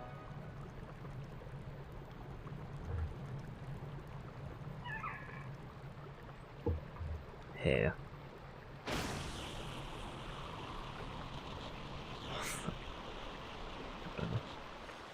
Can't win with hair sometimes. I remember I've talked about, I've referenced it once before, but I did a recording where I got really pissed off with my hair and just got my brush and I'm like brushing my hair on stream, like angrily. Angry brushing, it was quite funny. I can't remember what it was. Like I don't know what I was recording, but it was very funny. In hindsight. And I do those sorts of things because I know that it's funny after the fact, or at least from the audience perspective. Even in the moment of frustration, I know that it's entertaining for someone, so that's why I don't avoid doing things like that on camera. Because ultimately I want to entertain. Not really at my expense. I mean, I wouldn't entertain my audience at my expense, but, you know. If I'm feeling genuine anger, I know at least someone's gonna enjoy that, so... yeah.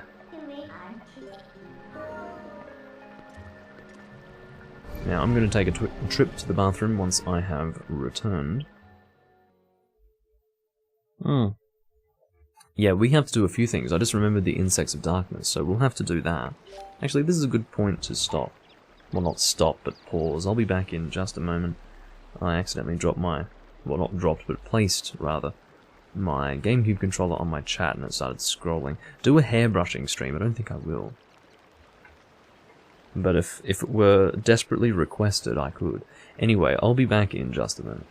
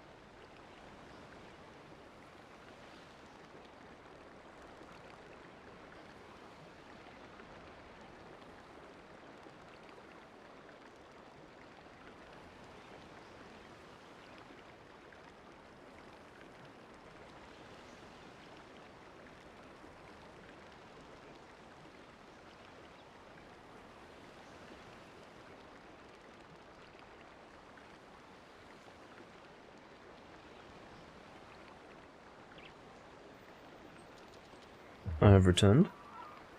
Again, just for an update on the weather, I'm pretty happy with the situation. It's not too hot. I mean, it's hot, but the key phrase is, or rather the key word is too. It's not too hot. So, I'm doing alright. I was expecting to bake in here, but fortunately my room is fairly well insulated, so it doesn't really, I mean, it gets hot, but not as hot as the main house, and it's also, even if I close the windows, not too bad. Although, I would say in 40-degree weather, probably unpleasant. Okay, so we are on a save screen. We do want to save here. That will update to 4 hearts. So what we need to do before taking on the next dungeon, I don't think we're going to do 2 dungeons in this recording. I'm saying we're not going to do that. What we do need to do before then is do the Insects of Darkness quest version 2 with the whatever the spirit is in Kakariko. Can't remember the name of it now. And then after that we need to get the iron boots, and then we need to go and reach the dungeon, and at that point we will be able to finish up. That's the plan anyway. Works out rather well, we're not too far in. We should be able to comfortably get about 2.5 to 3 hours of a recording, which is what I'm aiming for. Okay. So with that, I think we can now make our way to Kakariko. We will soon transform into a wolf once again, which is fine, because that is required. We do want to be a wolf when we're gathering Insects of Darkness anyway, so I can live with that. Our lantern oil is pretty good in terms of its level, so don't really need to fill that up. We'll just continue on. We can't go that way just yet. Need to wait until we have bombs, and to be honest, there's nothing to do there right now anyway. That requires the Dominion rods, so that will be for another time.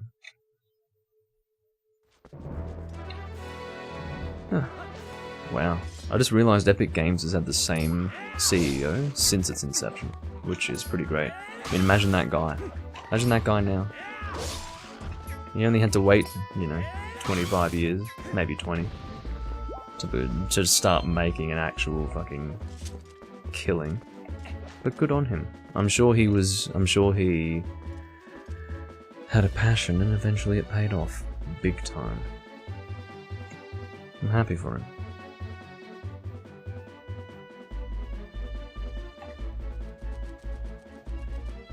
Anyway. So, we're now in Hyrule, but only this part is discovered. The rest is not marked at all. I believe it becomes marked on our map as we enter the new areas, but in the meantime, I think we can actually use Epona, can't we? I believe Epona is here, so we will call her. I forgot to see what the actual... Oh, okay.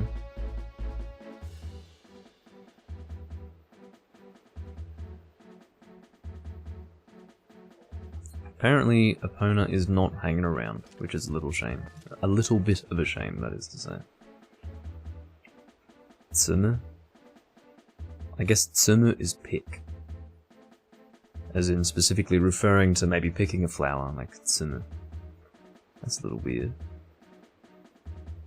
Tsumu. And then that's Fuku. Fuku. Which is blow. And then Motoru. Fuku. Yeah, that is blow, isn't it? It's funny because, like, I can access my memories of the language and go, yeah, that makes sense, actually. Fuku. Blow. Makes sense to me.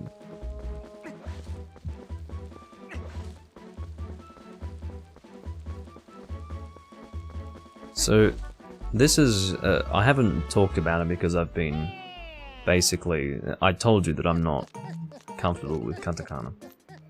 But the role is actually attack, as it was in the, whatever it was, the If I could get my brain in gear, that would be great. So basically it's the same as it was in the English version. It basically says attack. And that small tsu there in katakana is just, it's sort of like an extension sound. It's like attack.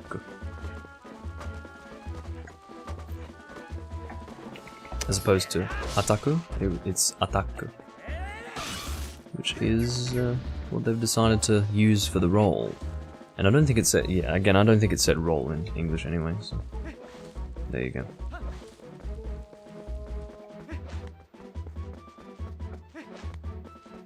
I'm not looking forward to doing more Insects of Darkness, let me tell you that, but that's what's necessary, so let's do it.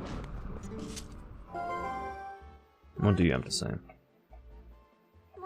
Probably something like, we're now entering the Twilight. You're going to turn into a wolf again. Yes. I'm perfectly... Take me straight in. I'm ready to go and gather some Insects of Darkness. This is, I mean, it's never difficult to gather Insects of Darkness. It's just a little annoying to do it because I'd rather not. It takes a little bit of time, but if that's what I'm required to do, then I'll do it. That's fine.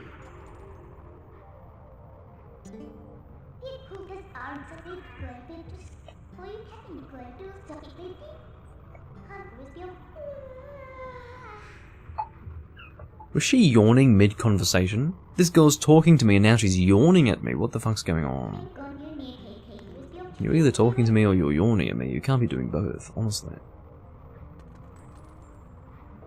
So this is Haru. Haru is dig, I guess.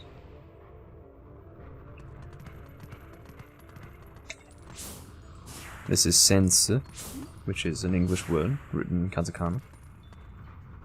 And again, we've got attack for B. Stop it.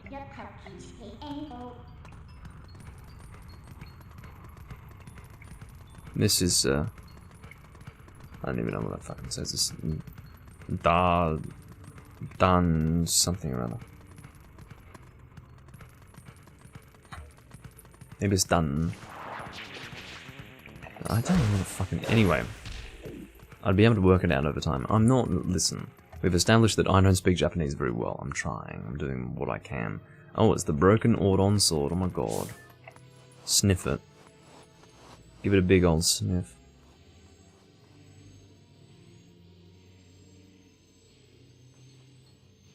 There's the creepy girl. I really find that girl to be entirely creepy. It's just bothersome to me almost.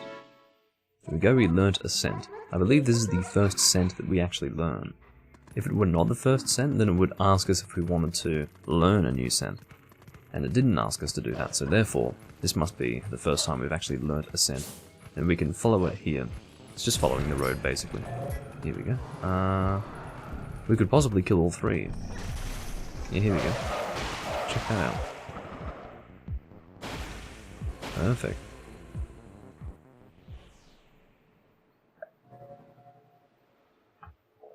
Okay.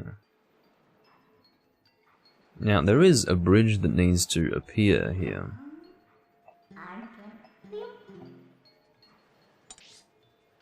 Yeah, I think I know how to... I think I know where it is. She's basically asking us to warp to where we want to get the bridge. I believe it's here. I hope so. Let's hope I'm going to the right place. If I'm not, then that's alright. I can live with that.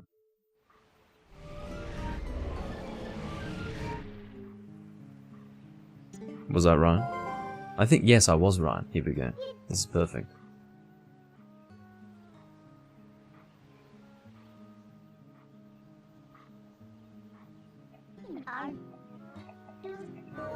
Alright. So if we interact with this, we should be able to warp it to where we just were, which is over here. There we go. Yes, I'm sure she does, Potato, but unfortunately she's going to have to continue yawning.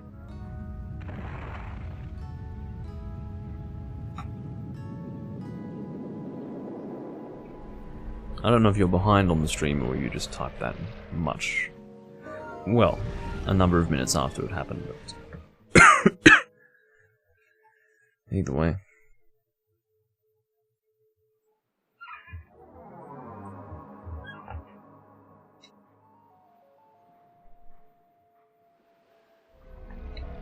I don't think I put my necklace on today. No, I didn't.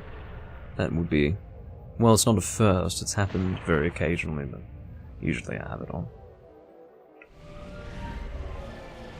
I'm assuming you're meaning the, Actually, what was it even called? I know what you mean. You mean like the water temple, the third temple. Lake Bed Temple, that's right. So you're actually not too far off. Yeah, Lake Bed Temple. I don't like it either. And I really don't like it, but it's... Yeah, at least we're not heading that way yet. We do have another dungeon to take care of. I actually really like the Goron Temple. I think it's quite fun.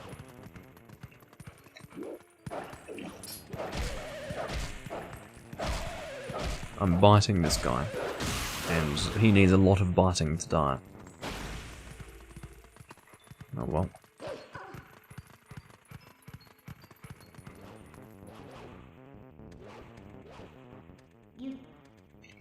Hmm.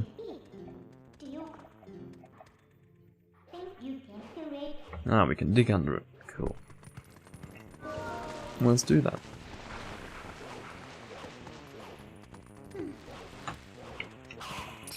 Hello. I hate how he just lies on the ground like that. I don't believe that I can do any sort of finishing move on him as a wolf, so... Maybe there is such an attack. I don't think so, though. Alright, they've been taken care of.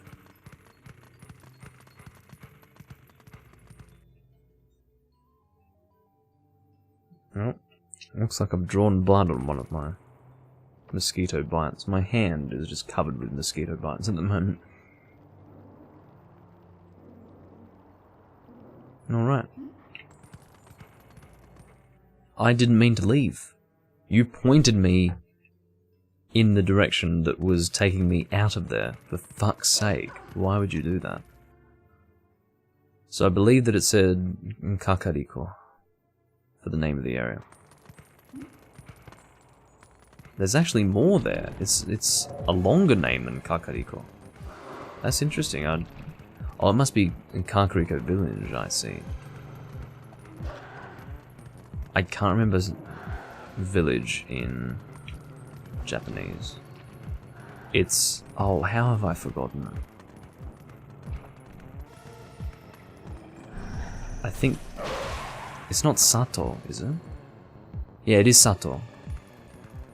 Because I remember that.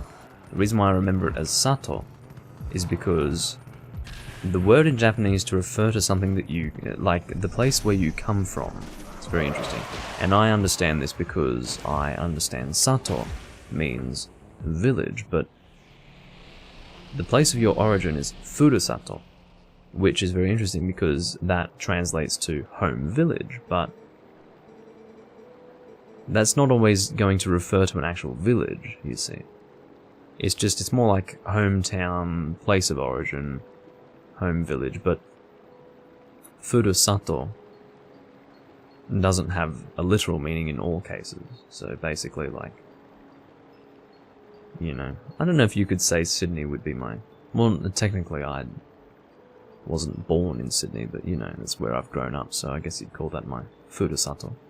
But, you know, that's not a village. Sydney's not a village, but that's my place of origin, so... If someone in Japan, if I moved to Japan and they asked me what was my Furusato, I would probably say Shidone, or something like that. But the point is that, yeah, it would, that would be it.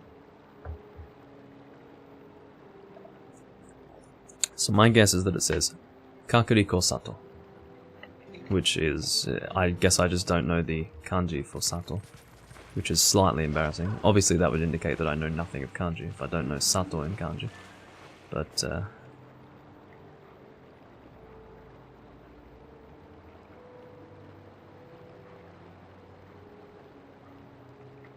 okay, let's just move on. I believe. Unless, no, I think we do need to talk to you because we need the thing. This. Ha ha ha ha. Alright. Yeah. Shut up. So, I don't know how we access the bugs in here, but maybe we can actually dig in here. Oh, we're still following the scent apparently. Okay, so we followed the scent in there, but here's the thing. We need to somehow get in there. Ah, this is how we get in. We climb in perhaps. Oh, I see. So we listen to their conversation. Or perhaps not, I don't know. Oh, here we go. We're going to have a way to get up, it looks like. Here we go. This is pretty sneaky, Midna. Good work. There we go. And now we're going to drop in and listen to their conversation. You would think that the sound of me dropping... Actually, no. We are actually in a parallel dimension of sorts. So they wouldn't hear us drop in here. That's the point.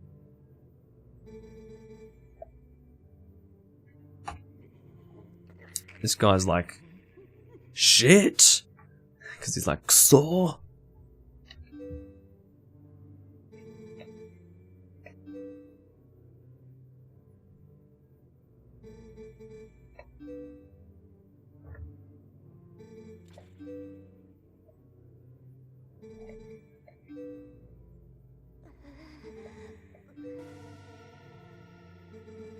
Unfortunately, I cannot read this in its entirety. I would be able to work out that if you gave me enough time, I'd be able to, but there's no need for that business.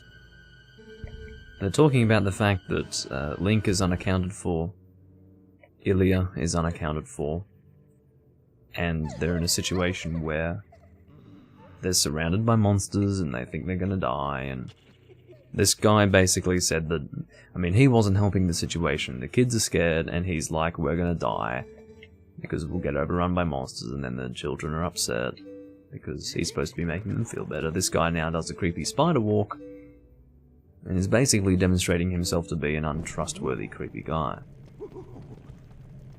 He's crawling around the floor like a fucking creature. This person with the bob cut is gross. This guy's doing a backward spider walk now, which is slightly more repulsive than, I guess, a forward spider walk.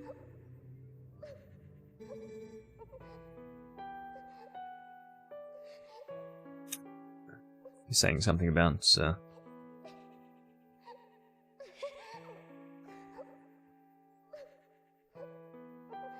he's saying Link will save us, yeah. Because I can see Rinku ga Tasuke Tasuke ni Kiteru kara. Yeah. So that means he will come and save us. to read it in the least fluent way possible.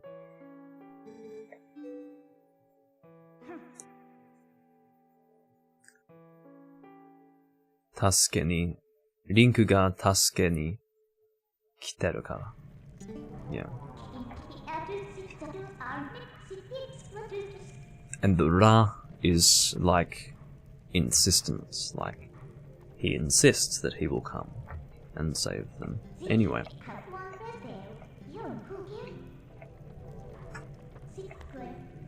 I'm sorry, I'm here playing a Japanese game. I have to at least have some input in that regard. Might not be overly helpful, but it's fun. I like to light both sides because it looks as if we're going to be lit. Shit, let's get that fucking candle. Get up there. There we go, get the next one. Whoops, I fucked that up a little bit. Here we go. I'm really not doing too well, am I? Let's just light this side, we don't need the other side of it. It really should be a quick process. Oh, fucking hell. Just go. There we go. I've been having issues this time around. Last time I did this, it was a pretty quick process, but I've been slowing down quite a great deal. Because apparently I suck at the moment. as compared to last time.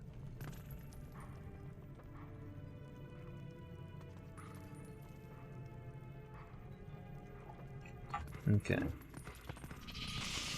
So we've got some bugs here. I hope I didn't miss any bugs in that room. There might have been some. Right, let's get these light orbs. They do move down to your level no matter what, if you approach them. This thing here is important later. Not quite yet. We didn't miss one, did we? No, I don't think so.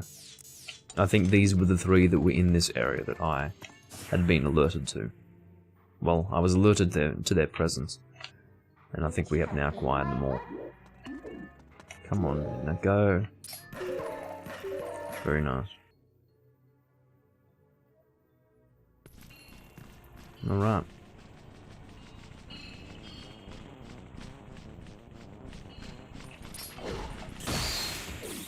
Now, that doesn't say Kakariko Graveyard, it says something else. Because those were two kanji and that was it. One of them would be the kanji for graveyard, or cemetery, or whatever the hell. And then the other one would be some other kanji that I'm not familiar with. So, I don't know. I do wonder these things. There is one bug here that we need to dig out. So let's dig in. There we go. Get over here. Get over here, you fucking bug creature. With the light orb inside you. Get over here. Thank you very much. Okay.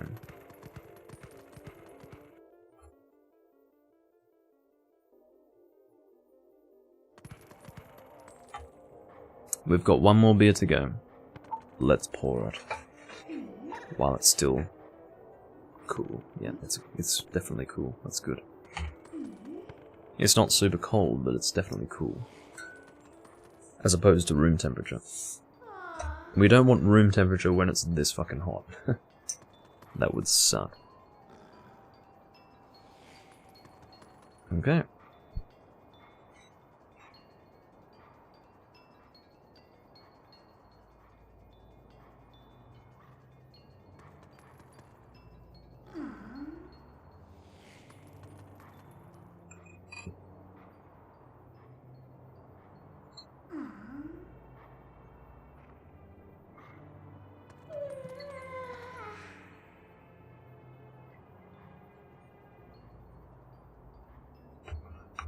Okay, we'll leave that on the side to let the head settle a little bit.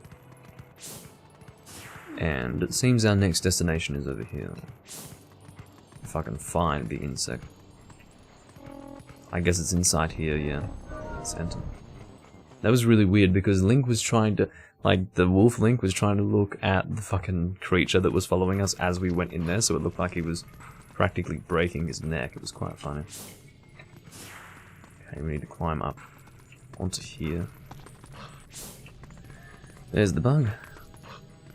Strangely, I don't remember going into this room in the HD version, but I must have.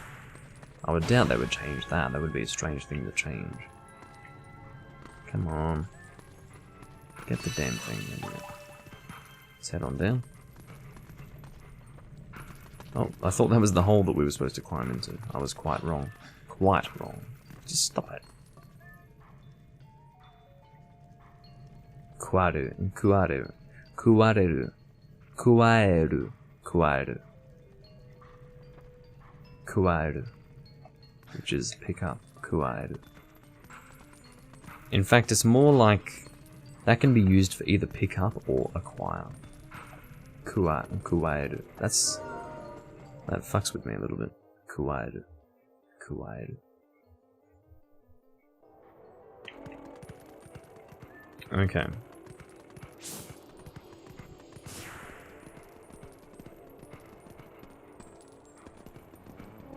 Although acquire is like hirotte, something like that. It could be hirotte, it could be hirotte, something like that. That's my understanding of acquire. Maybe. So maybe it is pick up specifically. I actually need to take another trip to the bathroom. I'll be back in just a moment. Unfortunately, it's what happens when you're drinking a lot of beer. I'll be back in maybe 2 minutes maximum.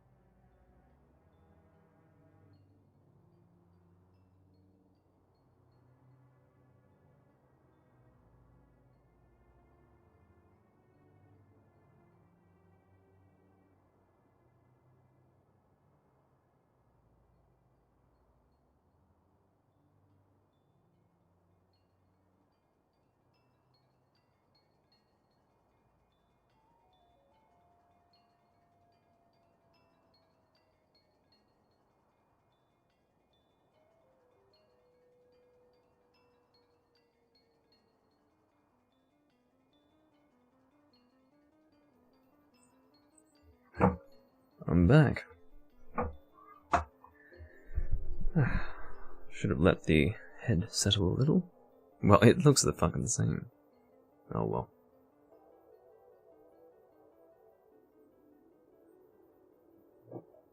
Cool. Alright. So returning here, we need to get in here somehow. It might be higher up, actually. I think there is a higher part that we can access. It's over here, I believe. Here we go. I think this is where we want to go to get to the next ones. It's my memory of it. Yeah, I was right. Cool. Very good. So in here there seems to be one. Yeah, here we go. I see you. So how we get that guy to exit, or rather leave where he's standing, where he's resting, I don't know, is we light this. Now he'll leave. That allows us to attack him.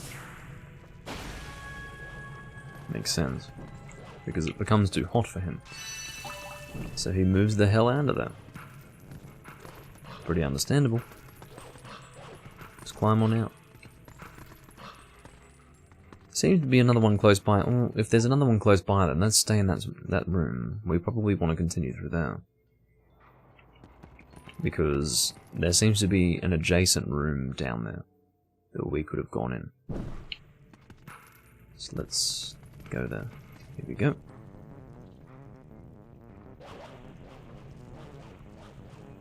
Strangely, the icon indicating the presence of a bug has disappeared, which is a little concerning because there was one there before, but now it's gone. It definitely wouldn't be the case that I would, you know, lose my opportunity to get it. Here it is, it's up on the top. But I just want to one-shot you if you wouldn't mind. Now why that is a one-shot, I don't know. I guess it's because I'm charging up my attack or something like that. There you are, I see you. Excellent. So that's the entire reason why we came in here. Just to get this light orb. Okay, now we can get out of here. I don't know if it's necessary to go the way we came, or go back the way we came. Because we might be able to actually go out from a direction that's closer to where we were when we picked up that last insect of darkness, but just in case, I'm heading back this way. Really would have been better to make sure that that wasn't the case, but oh well.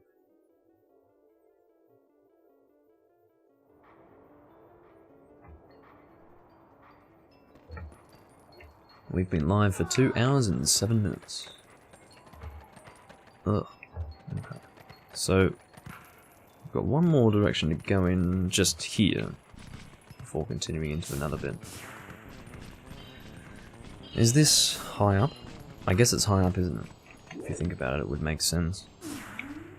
Although I don't know how to get up there.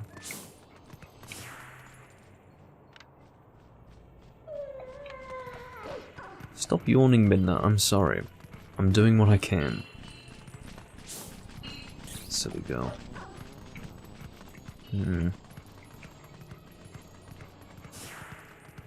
Here we go. This is what we want to do. We want to climb up here. I knew I needed to get to a high level, but I had somehow managed to forget how to get to the high level. This is how you do it. Alright. Now we're dropping in here. Well, I would say that there's a gloomy aesthetic for a lot of games, even. I mean, this is not in the 2010s decade. This is the 2000s. This game's from 2006, so I would say that really the... What, how do I break that? I don't even know what she's saying. She's trying to work out a way to leave. I don't want to leave. I have to do a spin attack, clearly.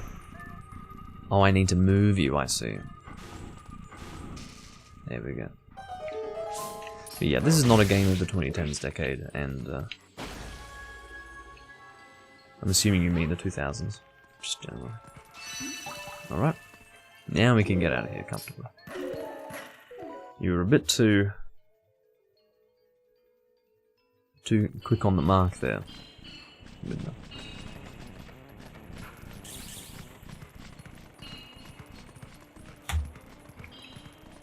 Alright. Now where we're going. I can see that there is a way to go. Well, not that there is a way to go, but I think that there are some insects of darkness over there, but I don't think we want to go there just yet. Yeah, we definitely need to get to that higher level. I don't know how to get there though. I'm assuming that we have to do a midna jump to get there. Well, we can try. I think I know how to do this. I think we need to get back up to that level we were at before. And then not fall down into the house, but instead go to the edge of the house. That's what I think we're supposed to do. Ooh, it's not looking hopeful actually.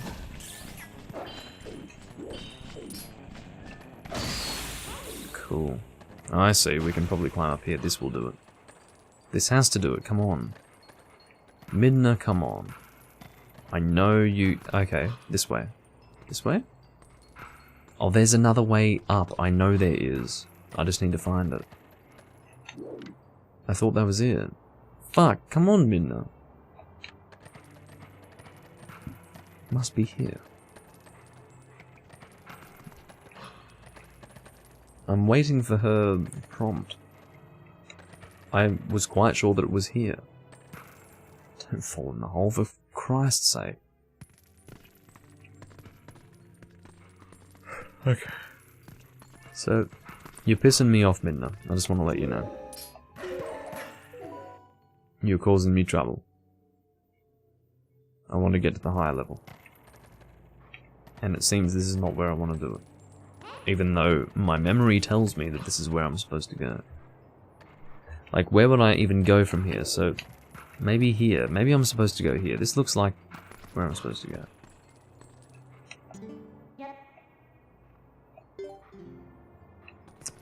Fuck. This is really frustrating. Because you can clearly see that I can get to a higher level there. In fact, if you look from here, there's actually a way to jump up there. Like if I were to use Midna's ability, you'd think I'd realistically be able to get to that higher level just above us. Just over there. No, maybe that's a bit too high.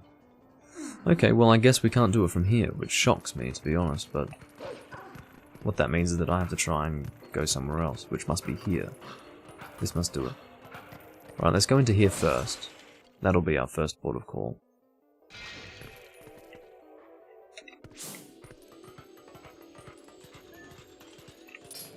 Here we go. I don't know what that glowing thing is. There's a glowing something or other over that way. It must be the view to outside or something. It's a bit too glowy for my liking. Yeah, way too glowy actually.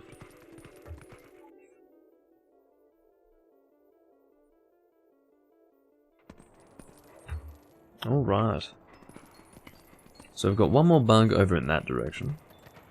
I'd like to get there, if possible. Okay, let's take care of these ones first, because there's more over here. Okay. I think it said Hayuru, or Hayuro. Is it Hayuro or Hayuru? Hayuro sounds... because I think Hayuro is enter. I didn't actually see the character, it looked a bit like Udu, but maybe it was Go. Again, we need to light the fire.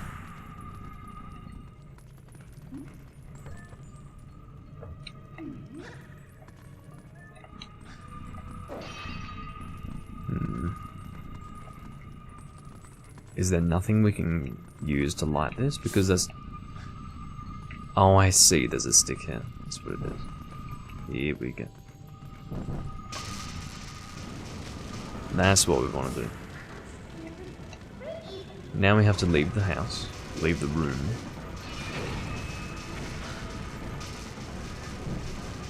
And actually going the correct way can hurt you, which is a little confusing. Because if the first time you try that, and you get sent away from it, your reaction might be, let's not go there, let's try to find another way out. Actually, that's the way you want to go. So it's really confusing. Alright. We've now got 3 orbs because the explosion of the house actually ended up killing the insects themselves. Just like that. Alright. So we need a few more, not too many more. Just 4. Hopefully the rest of them will be over here. They definitely will be because we don't have any more indicators further back, so this is definitely the right way to go. We'll dig in here.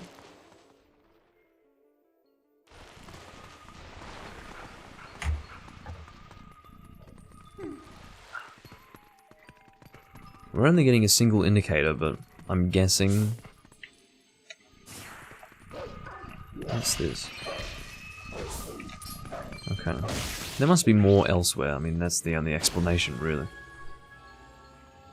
Go and gather this, come on. Excellent. So with that, maybe we'll be taken somewhere else. Is that what I can expect? I hope so. We need 3 more. So if there are no more indicators in this area, then I must progress, yeah. That's my choice at the moment. I'm surprised that did not hurt. I guess we can get more in this direction. Yeah, we can. I remember this, actually. I do remember this. Because the first time we jump up to that level, we use Midna. I do remember that. Okay, our final 3 will be in this direction.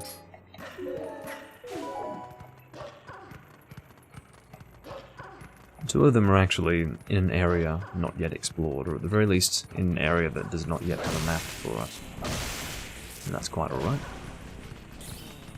It's fairly linear. We will get there in a matter of time.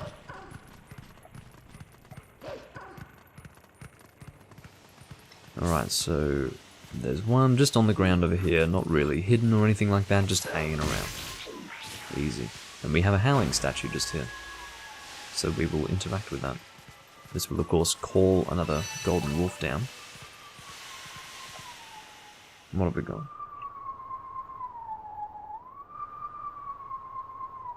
Fairly easy.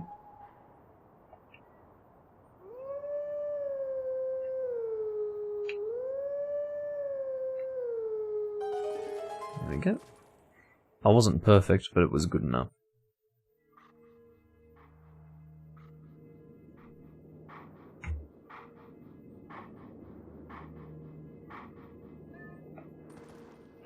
And now we are shown the correct way to play it.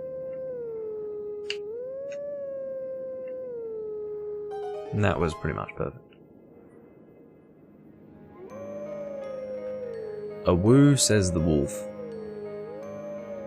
And then the other wolf also says a woo, by the way.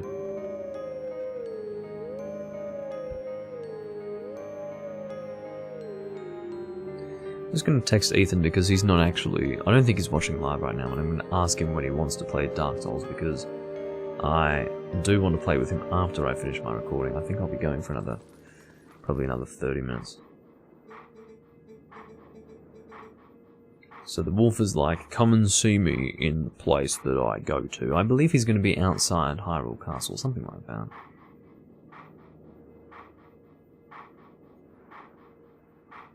Asking him if he's going to be ready to play in 30 minutes.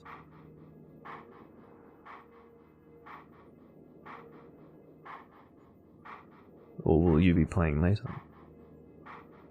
Because his sleep schedule's all over the place.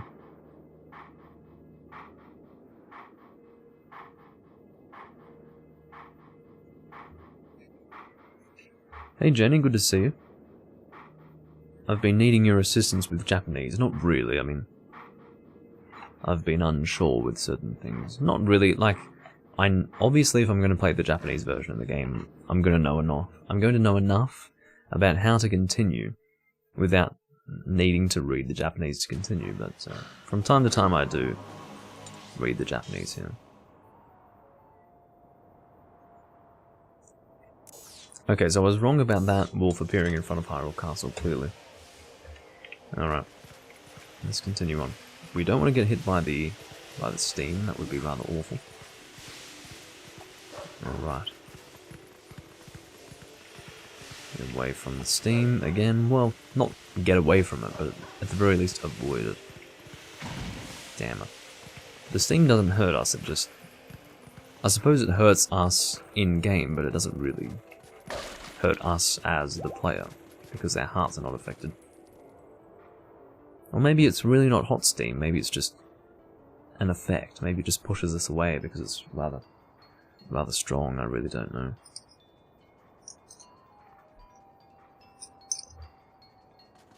I've got my 3 Franziskaner bottle tops, which I'd like to sort of show you. You can't really see them. Yeah. Franziskaner bottle tops. I don't keep bottle tops. I don't know if any of you guys would. I certainly don't. Some of them are nice to collect, but... I tried to put them on my desk and 2 of them fell. Oh well. Ah, I've got a warp point over here. You're playing Monster Hunter and Evil Within. Well, I tried to be helpful and... Oh, I've got 4 here, I see. But yeah, I was trying to be helpful by posting the link in my Discord, but... I guess that wasn't sufficient. Along with a message saying starting in 10 minutes plus a link to the video. I don't know. Can't do much more than that, I suppose.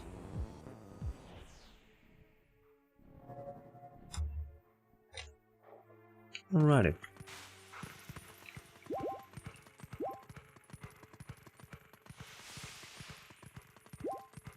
Now, to start with, I didn't realize that Haru was dig. I had completely forgotten that Haru was dig. I'm assuming that that means dig. It must. But, I mean, maybe it's a more generic term to refer to some kind of action that could either be digging or something else, but... I'd forgotten that Haru was dig anyway. But,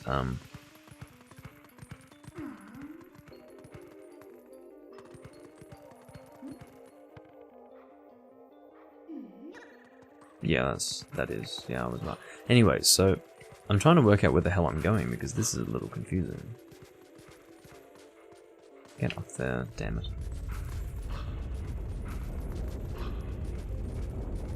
Hopefully I'm going to be given a Midna jump. I don't think I am, no.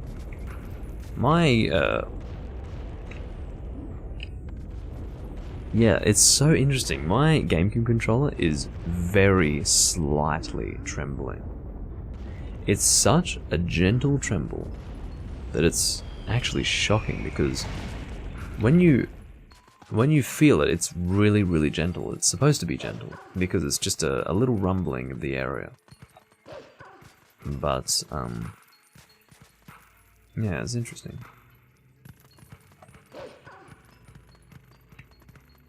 Now, I'm guessing the fact that they've gone with sensu would mean there's no Japanese word for that. Like, sense is obviously a loan word in Japanese, which is interesting. So I guess they have no Japanese word to refer to that. But I would guess, and this is my understanding of Japanese, there are words that have gone out of fashion in Japanese and have instead been replaced by English loan words. So I would guess that in very old Japanese there would be a word for sense, but, or at least something that would work for that. But in modern Japanese they don't use that word. Instead they go with the English loan word, which is sensu. So, kind of weird. I'd like to, because it's a situation where if you were to use the traditional Japanese word, people would look at you like, what the fuck? Why are you saying that? This isn't a samurai movie. But, it's a little bit of a shame. I feel like it would be nicer for them to take greater pride in their language and only use loan words if it were to refer to something that were actually something non-Japanese, like, I don't know, something that's not imported, if you know what I mean.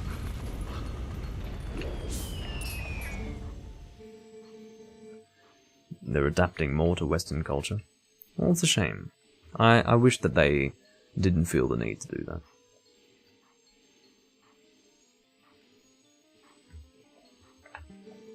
It's nice. I mean, the thing is, there are two ends of the spectrum. Either you're extremely accepting, or my understanding of Japan is that they're still quite xenophobic, like most Asian countries are.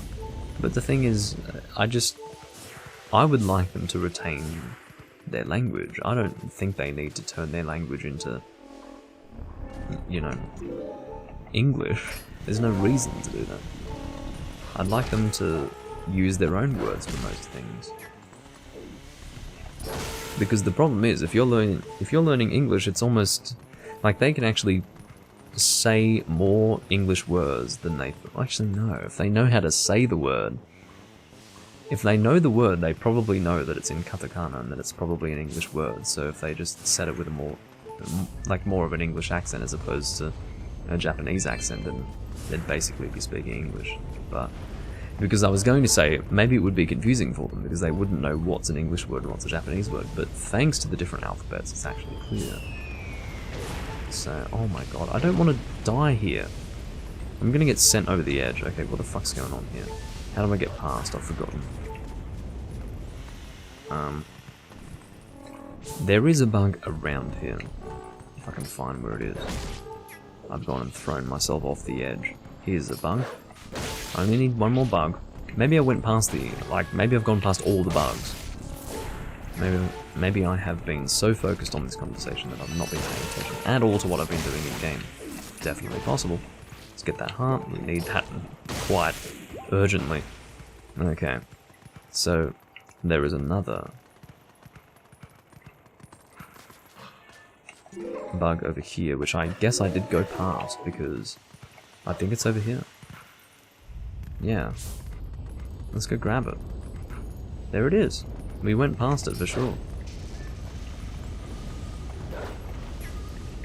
You are totally mine. Die.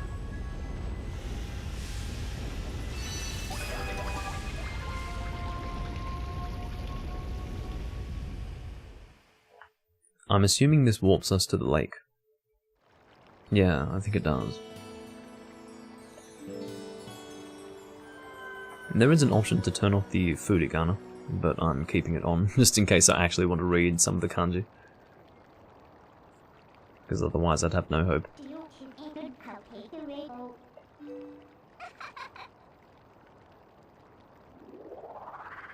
I suppose it makes sense. I mean, that makes sense to me, because I guess tradition can... It probably feels old and tired and boring. So it's probably a little more interesting to bring English into the fold. And it's more, I guess, how do I say, it's more, not that it's more multicultural, but it feels like you're actually interacting with the world if you're taking on board English, because English is the language that bridges cultures in a way.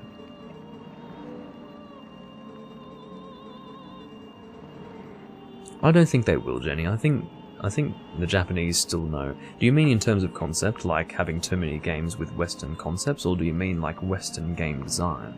Because I don't think they'll ever have Western game design. I think they know. I mean, Monster Hunter is a bit of a different case. It is true that Monster Hunter might be negatively influenced in that way, but as long as there is a domestic market for video games in Japan, I think they will still stick to what the Japanese know to be good. And you and I both know that when it comes to game design, Japanese game design is different. There is more attention to detail. There is a specific passion there that you don't find with Western games that makes them a little more special. And I don't think that will ever disappear. Maybe for certain series like Monster Hunter that go from being a Japanese, well, a Western niche and a Japanese success into a Western success, yes, at that point they will feel as if they need to appeal to the Western audience for the reason that there is more money there. There's more money in a Western success than in a domestic Japanese success. Which is a shame because, and you would hope that they wouldn't be so obsessed with money that they would actually walk away from the domestic market in favor of the Western market if they were a Japanese company, but I guess they'd still get enough out of the domestic market to not feel as if they're totally alienating the original fans from Japan, but this is again in a Monster Hunter context, but yeah. I will never forget, for the rest of my life, the fact that I was hearing Capcom talking about how, well, maybe not Capcom, but people were saying that Capcom was concerned that Monster Hunter World didn't do so well in Japan as compared to the West, so what were they going to do? They wanted to appeal more to the Japanese interests. Turns out the way they did it was by just having a Japanese village and more Japanesey looking things. I mean, what a shallow way to appeal to the Japanese community. And what an insult, really. So, yeah, I'll always remember that for as long as I live, that Capcom actually felt that that was appropriate. Of course, what the Japanese people wanted was the game design that made Monster Hunter special in the first place. That's what was missing. It wasn't the fact that there wasn't enough Japanese-looking stuff. You know, they're not honouring the... It's almost like honouring them as if they're dead now. It's almost as if the Japanese domestic market is now dead to Capcom and they're honouring their memory with something that looks Japanese. It's not... It means nothing. It's almost like a pathetic pandering attempt that I don't think will work. I think the Japanese are smarter than that. I'm sure the Japanese would appeal... Like, they would appeal to something... Or rather, it would appeal to the Japanese successfully if they were to have Japanese-looking stuff, but they also enjoy a Western-looking, like something that looks Western. They like fantasy to be Western in appearance because it has, you know, there's romanticism around that. Even us, like, we're Western, but we like something that has a medieval look to it, like, you know, ancient England and things like that. But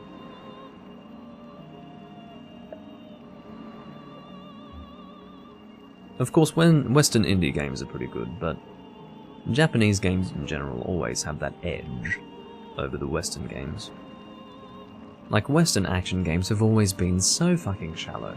So fucking shallow. It's because they've been very entertainment-based. It's as if the experience of interacting with the game is not important, it's all about...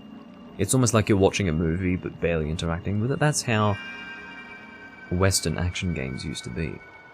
But now with the Japanese influence, it's becoming a bit... And by Japanese influence, it more means like the actual Japanese game companies making good games that have been picked up by the Western audiences. Now, it's becoming clear to everyone that actually, yeah, clearly, that's the better way to play a game.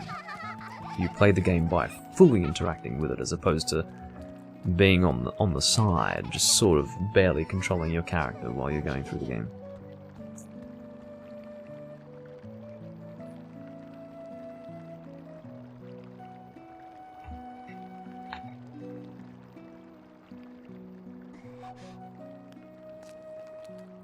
Either way, I hope they keep things domestic, and I don't want the Japanese to remain xenophobic necessarily, but I want them to maintain culture. It's important. They have an ancient culture, they have a rich culture. And I can sit here and say that I have issues with their culture, like the fact that they so desperately need to appear polite and reserved socially, whereas that might not reflect the person inside, and what ends up happening is that you have pent-up emotions as a result of that cultural environment, but that's not for me to say whether that's good or bad. Like, that's none of my business, and, you know, one day I think I'd like to live in Japan, I really do, even though that's their culture, and I see issues with that culture, but, you know, I'd like to engage with that. I'd like to feel socially pressured to be polite. I think I'd like that. Because for some of us it would be good. Some of us need to be pressured to be polite. Especially polite.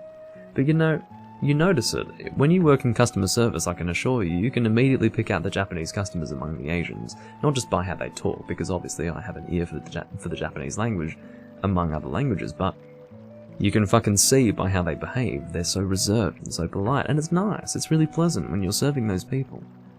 And what that means is that even if it's not genuine, it's nice. You don't want people to be outright rude to you if they feel like, well, if they're rude people, you don't want them to actually be rude to you. That's the idea. So it's interesting. I mean, there are definitely flaws with it. I don't agree with it, but I think it would be interesting, and I think I'd like to engage with that culture. I wouldn't be truly accepted because I'm not Japanese, obviously, and they're welcome to alienate me in whatever way they see fit.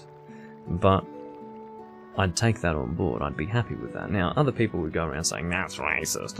It's not racist, it's culture. It's just how it is. The whole of Asia is like that. And much of Europe is quite racist as well. It's just how it is. I mean, it's part of human nature. I'm not saying it's right, I'm just saying it's so rife within the human condition that it's not something you can really fight. So, yeah.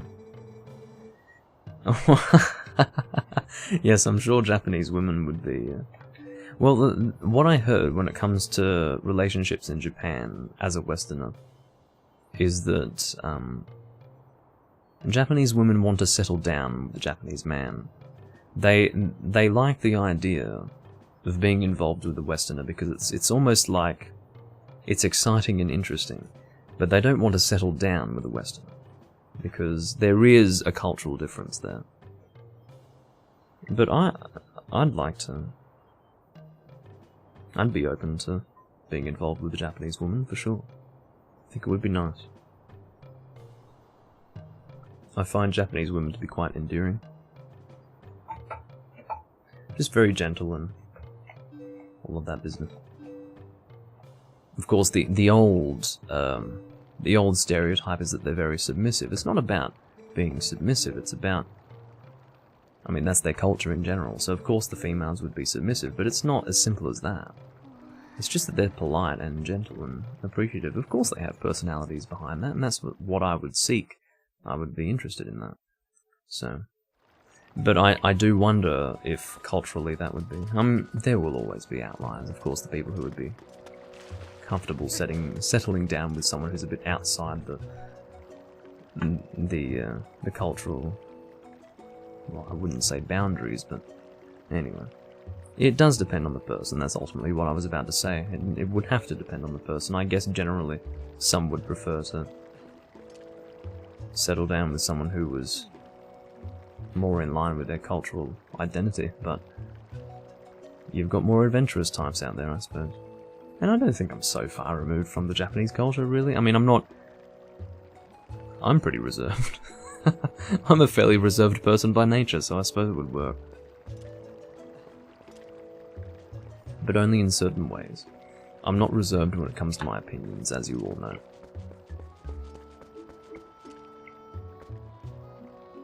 Yes, I would imagine. It sounds good. Moving to Japan is a pretty big thing, though. But I wouldn't want to live in the city. I don't want to live in the city. I want to live somewhere a little bit further out. Not right out. The thing is, the one thing that stops me from going to Japan is because I know that if I were to live in the place where I wanted to ideally live in Japan, it would take a while for them to get used to me. I would be really outside of... Imagine some long-haired Westerner coming into some village, you know. It would be strange. You would be the ultimate outsider. I don't think they would. They probably wouldn't go out of their way to shun you, but you wouldn't be part of their community. You would be the outlier, and it would take many years for you to be part of their community. To any extent. So, yeah, I guess that's one of the things that stops me, and I don't resent them for that. I think that's fair. You go to any European village, you can go into some random European village, and you can even be from that country, and they'll shun you for years, probably, because that's just what enclosed communities are like. It's even more extreme when you're not of the same ethnicity, but yeah. I think it all links back to when I was younger, watching Higurashi no Naku Koroni when it aired. That was set in a location called Hienamizawa, which was a fictional location. And it was this very quiet, laid-back village. It had a creepy air to it because that was what the story was. It was a creepy story, but I loved the tranquility of the Japanese countryside that was portrayed. And then in the summer, with the cicadas, and just... that was a fire that was lit within me, and it was the desire to, you know, experience that very relaxed environment away from the world. Oh, I can heal myself here.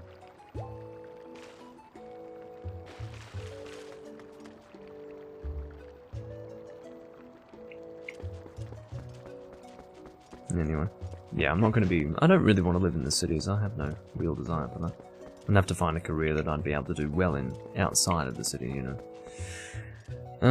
I'm trying to look for grass to call Epona. Usually it's hanging around over here, but I can't seem to see it.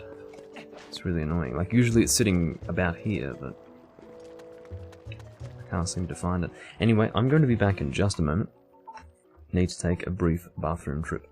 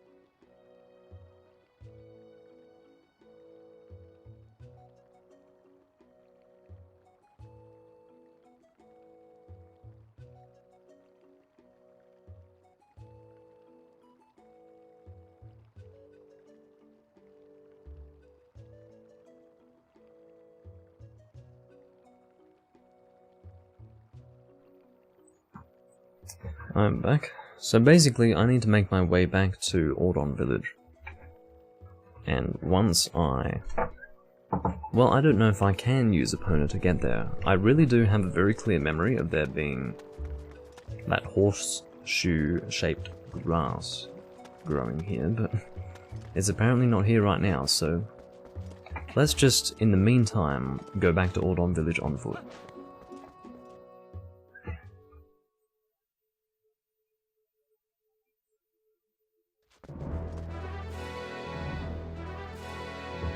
Alright.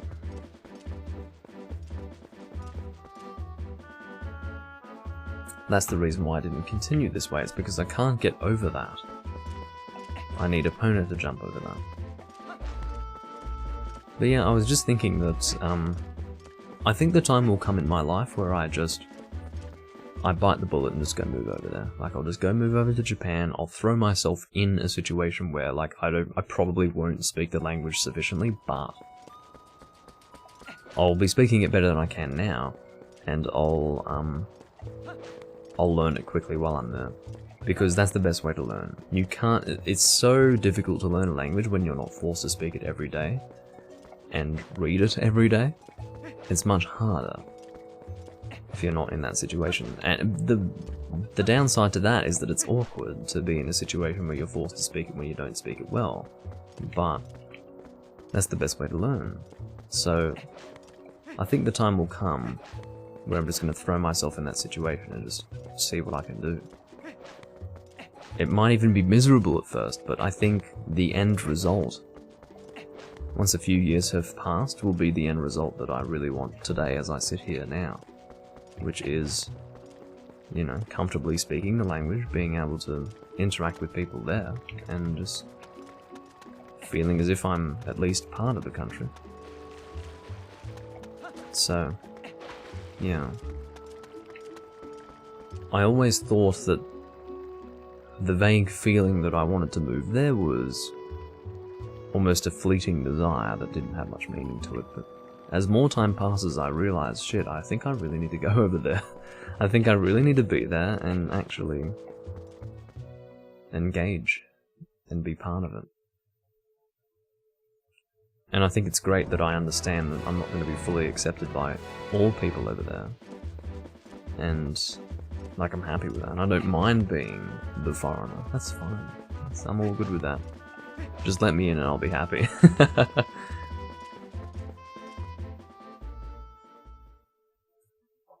Yeah, so if I do ever go over there, I do plan to be comfortable with speaking, like, the basic stuff. The thing is, with me, like, I speak English at a level that I consider to be fairly high, so therefore it would be a little bit awkward to be forced to speak a language where I'm suddenly fairly low level, so that would be the main issue there. Where is this? Okay, I don't even know how to leave this area, to be completely honest with you. Do I need to go over this way? Do I need to try and continue over there? Only to see that I can't go there? Is that the point? Maybe that's what it is. Maybe it's one of those situations where I have to actually see that I can't progress. It's annoying, but whatever. But I think my future is in that country. Weirdly, I mean, I can't see it any other way. It has to be like that, I think. I think I would have more enjoyment that way.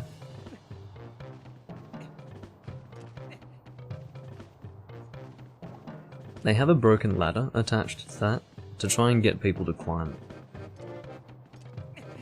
It's something of a hint, you know? So we need to try and grab him here. That's the idea. And it needs to be clear that we can't actually grab him, because we need more weight to hold on to them. Okay. So with that, we'll move on. Yes. Well, you've told me about 7-Eleven. South Korea, I suppose South Korea and Japan are kind of similar in the way that they have certain cultural aspects that are a bit not great. But I would much sooner deal with the negative cultural aspects of Japan than South Korea. I mean, they're similar in that Well, I don't know what the work ethic is in South Korea, but if it's anything like the educational ethic, yeah, it must be extreme. I wanted to live in the UK, but I don't think I should. I think with the whole situation recently with Brexit and all that, I think the country is really going under. It won't be under forever. It will make a comeback, it has to. I do believe in the country to come, well, the region. You said region. But, I think the United Kingdom has the opportunity to make a comeback in the future. I just think it will be a little while until it recovers. There we go.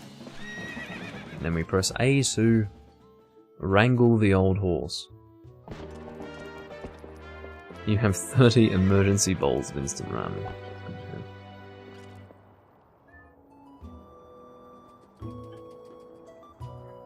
Is it expensive to go to a nice ramen place, like an actual proper ramen place where, like the little stalls where you just sit at the table and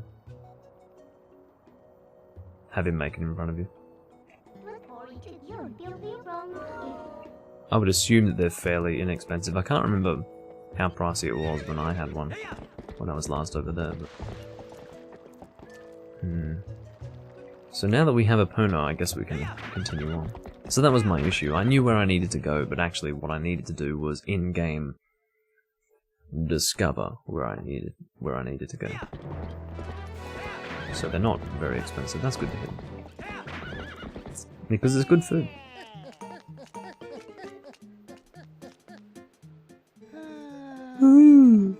This guy and his creepy noises, I swear to God. Stop it. No creepy noises.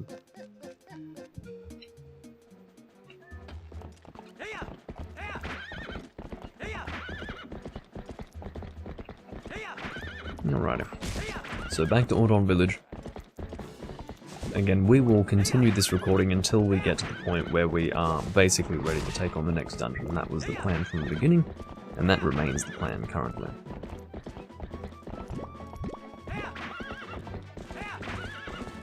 Nay, says the horse.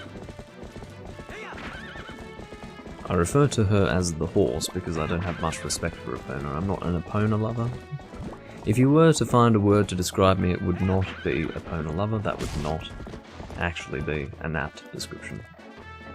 By any stretch of the imagination, I can assure you. Wow. 200 yen for a barbecue platter? That's insane. That's really cheap. 200 yen is like nothing. Anyway. That's good to know. Sounds like good eating over there. One thing that I probably... Well, one issue with moving to Japan for me is that I'm not very good with seafood. Those people are obsessed with seafood. They eat anything that comes out of the sea, for God's sake. So of course, I mean, I'll probably develop an interest in seafood. You know, I'll probably just start eating seafood, and even if I don't like it at first too bad, and then I'll just develop a taste for it. Because, to be honest, you don't want to live in Japan and not eat seafood, it sucks. As far as I'm aware, if you're going to go to Japan and not eat seafood, it's probably not going to be a fun time, so I'd better get used to it. I just, you know, eat weird shit out of the sea.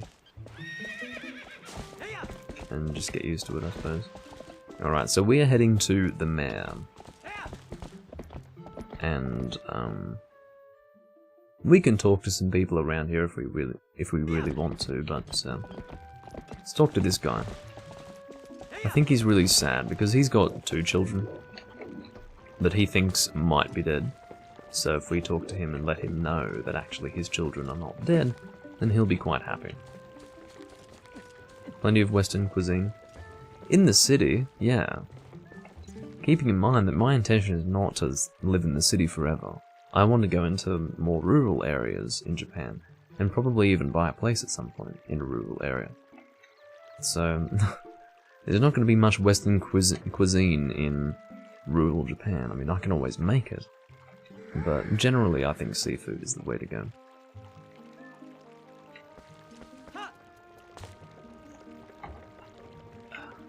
I guess rural Japan, there is not much in the way of restaurants in general. You'd better be making your own food at that point. Alright. Link! Yes, it is me. Hello.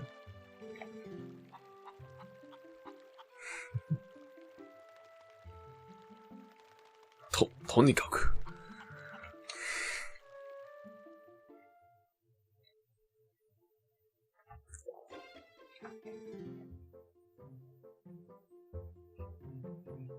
Yeah. Well, you're somewhat right, Potato.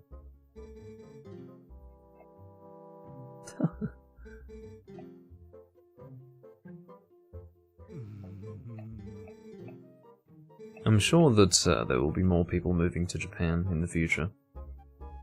That would be my guess. I hope they're ready for it. Hope they're ready for it, because it'll be happening.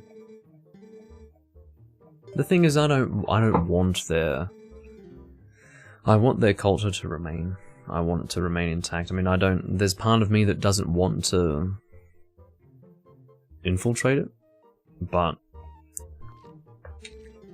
you sort of have to get past that, I guess. You have to realize, well, if I want to be there, then there's nothing wrong with being there. So... well, I don't know what I'm saying here to, so I'm a bit concerned. I don't know what you're asking.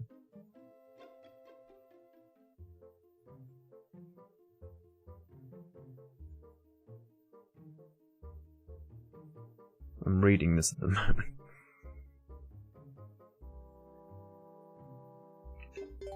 Hi.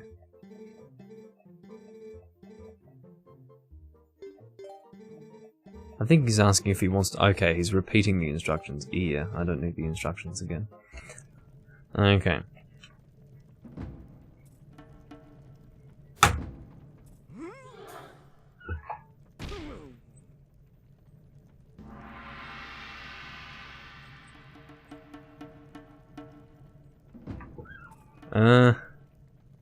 Should be alright, Potato.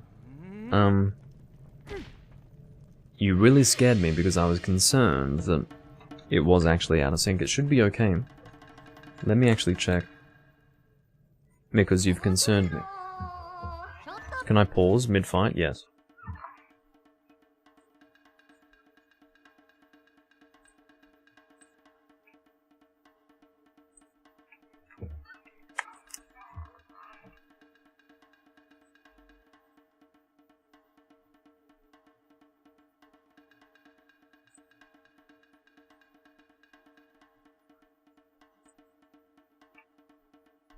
It is out of sync currently. You're right. I'm trying to see when it actually went out of sync.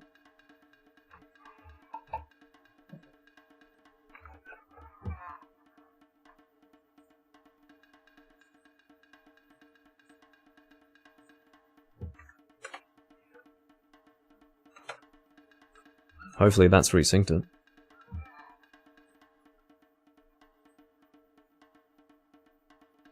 That's really annoying.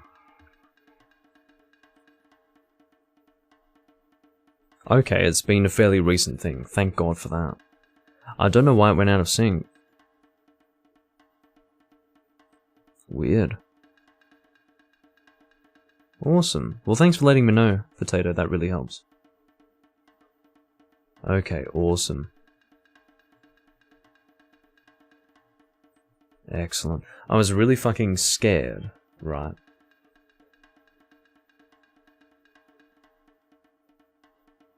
Just trying to see.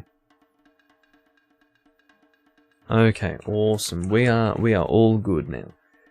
So you were right, it went out of sync, and I've got no idea why. So basically what happens usually is that when I have syncing issues with OBS occur when you have delays present. Now, the video that I'm recording here is being captured in a different time frame to that of OBS capturing my webcam video and audio from the mic. So what is required there is multiple delays to keep it all in sync. Now, what that means is that if I have to do certain things to ensure that it stays in sync. All I usually need to do is, while live, set my delay for my video, and that should usually be enough. But it seems to have gone out of sync even then. So the way that I fixed it was by, again, setting my video delay. So, thanks for letting me know, Potato. Again, if that ever happens, just let me know. And that will allow me to fix it.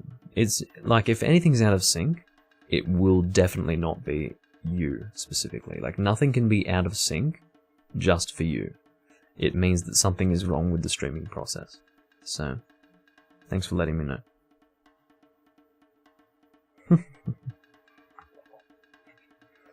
You had phone notifications for missile tests from North Korea shooting dummy missiles over the country. That's a concern. I guess close proximity to North Korea is one thing to have a concern over.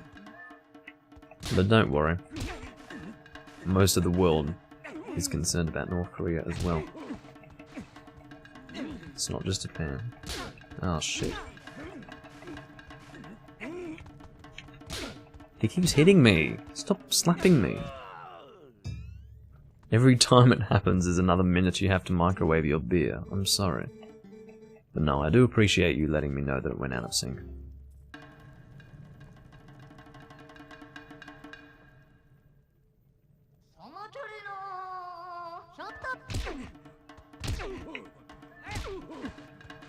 I won! Excellent, he's mine. Take that. That's a bit of a different situation to the last attempt. I was far more successful this time.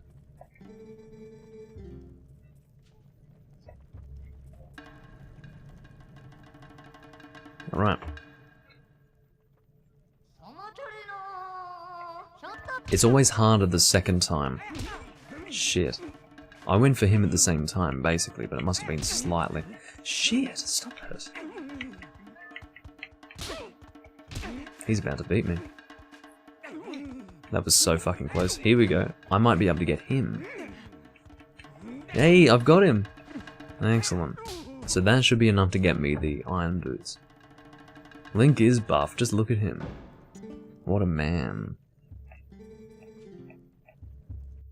Such a masculine character, my goodness. I almost can't even handle it. Okay. So the iron boots are in this chest. Let's go and get them.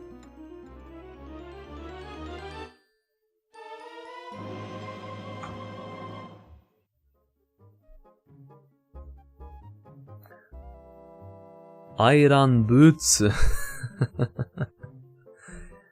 See, I thought they might say iron, but it's actually iron. Iron boots. Okay. Interesting. I guess it's, yeah. Don't know why I thought it would be iron, but no, it's iron. Iron boots. Okay. Interesting. Now, we may as well go and rescue some goats. Well, rescue. We're not rescuing any goats.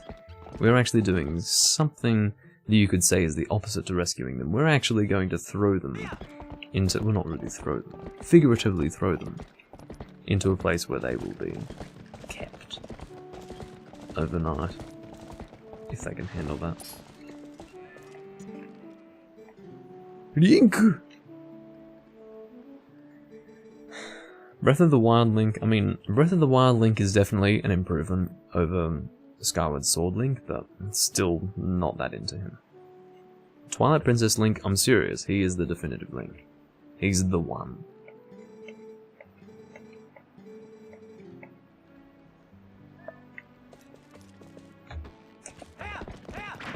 Goat in. Oh. No goat in? Where is he? I'm guessing I don't get to whoop them. I guess there's no whooping today.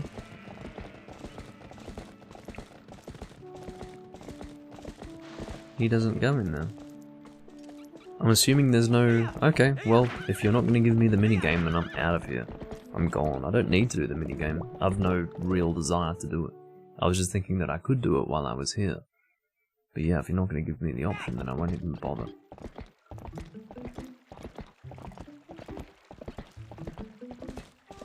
Get out, Potato, please. What's shocking to me is that you actually like the art style. You actually love the art style, yet you're just saying that the art style is amazing to piss me off. I have no words. Oh my god. Because usually if a person were to say something like that, knowing that it would piss me off, they would agree that it was a bad art style. But you love the art style. That's like the reason you enjoy the game. I'm shocked by your method of antagonism. Okay.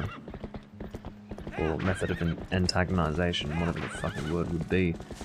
But,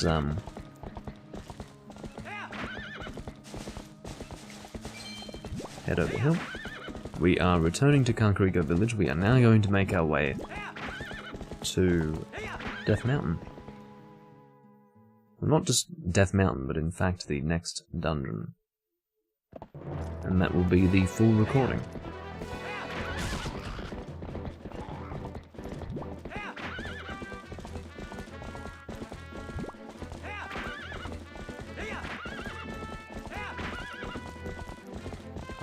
I don't know, Potato. We talked about this before. I really don't know what kind of art style I would want it to have, because I feel like the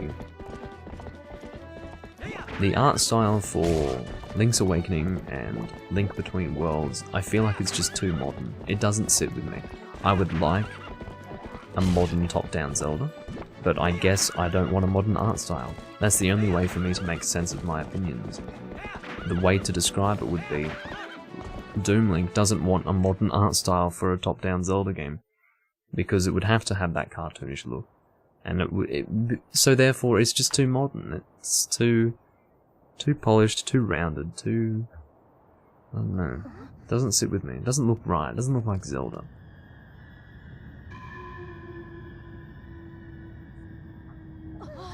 I wouldn't mind a 3D Minish Cap, actually. In my opinion, if you were to do a remake of a top-down Zelda game, you'd be better off doing a 3D remake. Seriously.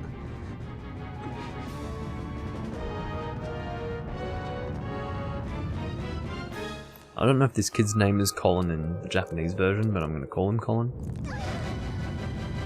It's very nice of you. You would think that he would get skewered on the horn of the boar or something, but no. Or the tusk of the boar.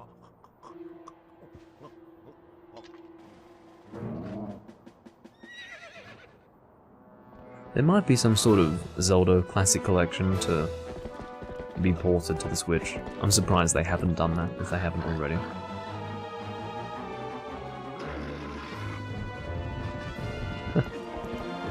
Some of them do look creepy in Twilight Princess, mainly that fucking girl. The girl looks scary. She bothers me. Are we chasing this guy? I guess we are. Let's go. I think we have to rescue Colin. Let's do it. Not quite what I was expecting to need to do at this time, but goes to show that I just don't remember what the hell I'm doing at this point in the game, even though it wasn't that long ago that I was doing it in the HD version. It was only like 9 to 12 months ago.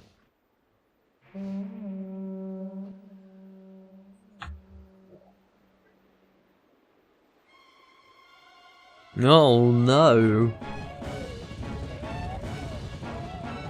Lots of boars and bokoblins. Let's catch up to you. Slightly less frustrating as compared to whatever it's called. You know, that Ganondorf fight. Can't even remember what it's called. This is a bit of a clusterfuck. Let's get away from that.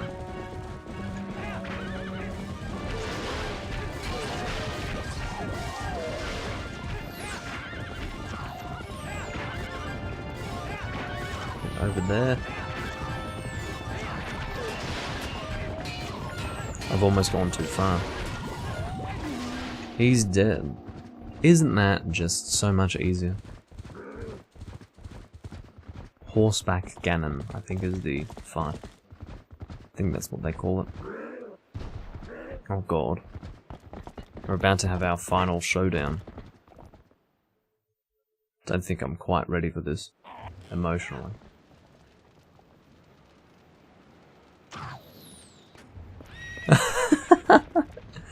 Alright, I'll keep that in mind, Potato. I'll keep that in mind.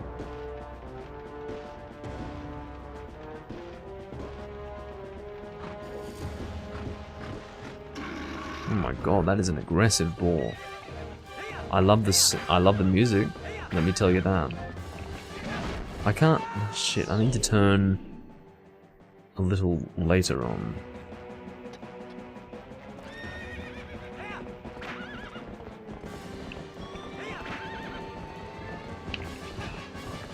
See, it's really annoying to avoid the ball whilst also successfully fucking just go. Oh my god.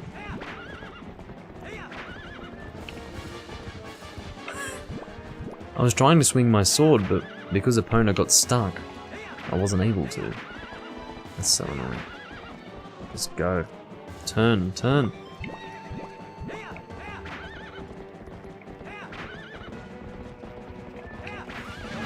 Shit, it's so hard. It's actually harder than it looks. It's because you need to try and avoid the ball, but not distance yourself too much, such that you wouldn't be able to...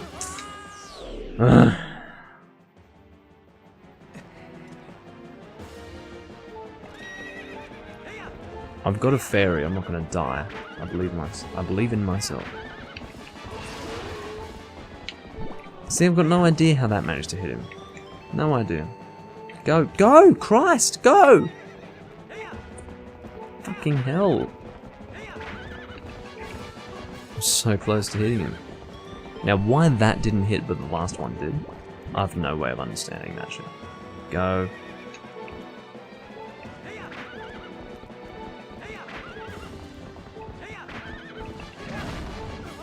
Fuck.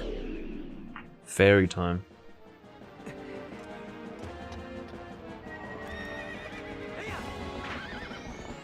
It's not good. It's not good at all. Missed? I swung my sword, hit the boar, but didn't hit the man. I hate this so much, man. I hate this.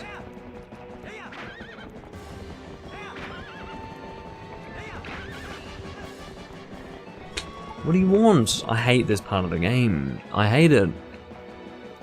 I feel like every time I succeed here, it's almost like a fluke. That's what it feels like. He's dead! Oh!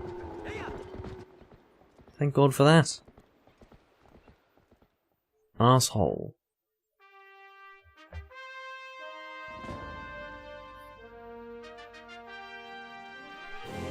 See this here? This thing right here? I hate this hair.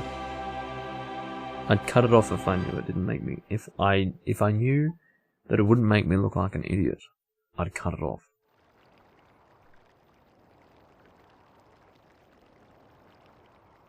But it would make me look like an idiot. Idink.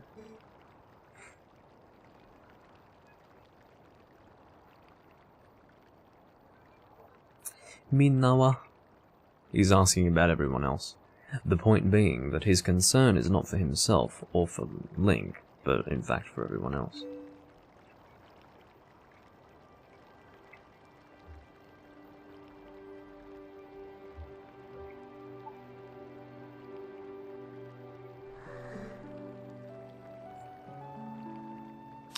Yogatta. Thank goodness. Okay, we're not doing any more translations, that's enough. Because I'm shy, it's awkward, it's like... It's silly.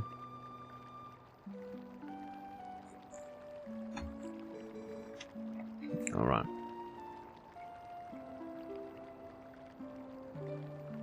Look at Link in this shot. Look at that. That is so not what you would get with Zelda today. It's so dark and brooding and interesting. Look at it. Look at him, he looks like a villain. I love this. The emotion in that. He's not an evil character. It's just... he's got a lot that he has to deal with emotionally. It's a serious situation. And this is our main character. I mean, this is great. I want more Zelda like this. I want a brooding, dark Zelda.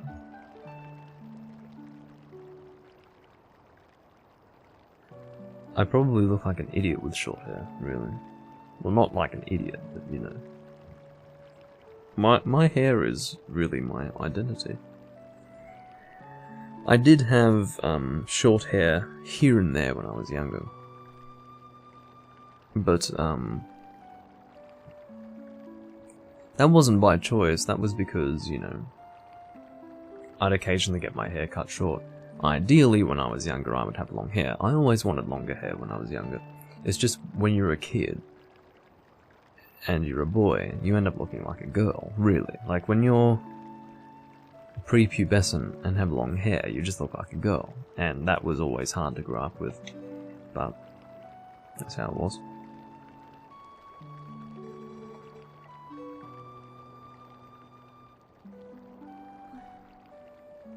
What they should have done was have a sequel where this kid here has some sort of future as a hero. They were almost setting up this story in that way. But they didn't do it. And I don't know why they didn't do it. It was weird.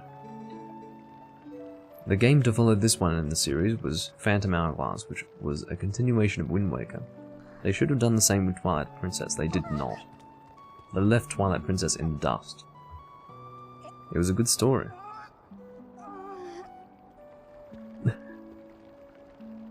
He just picks him up.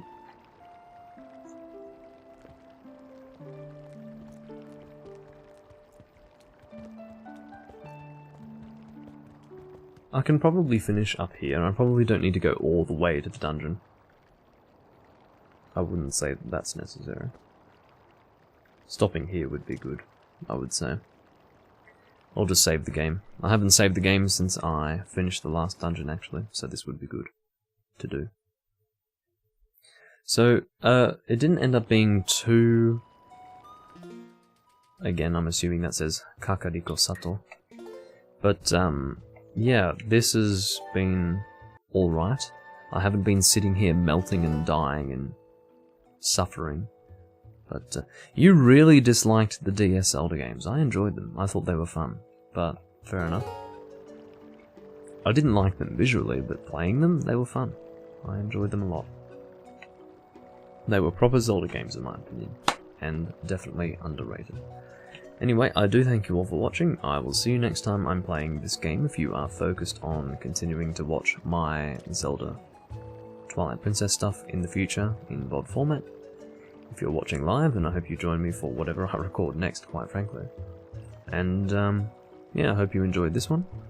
I will see you next time. Thank you for joining me, Potato, Jenny, and Gessica, and also, I can actually name everyone who has joined me today. Lurpy, whatever your name is. Thanks for joining. I will see you guys next time. And I'll probably do a recording tomorrow, although I don't know what it will be. But I will see you then. Bye bye.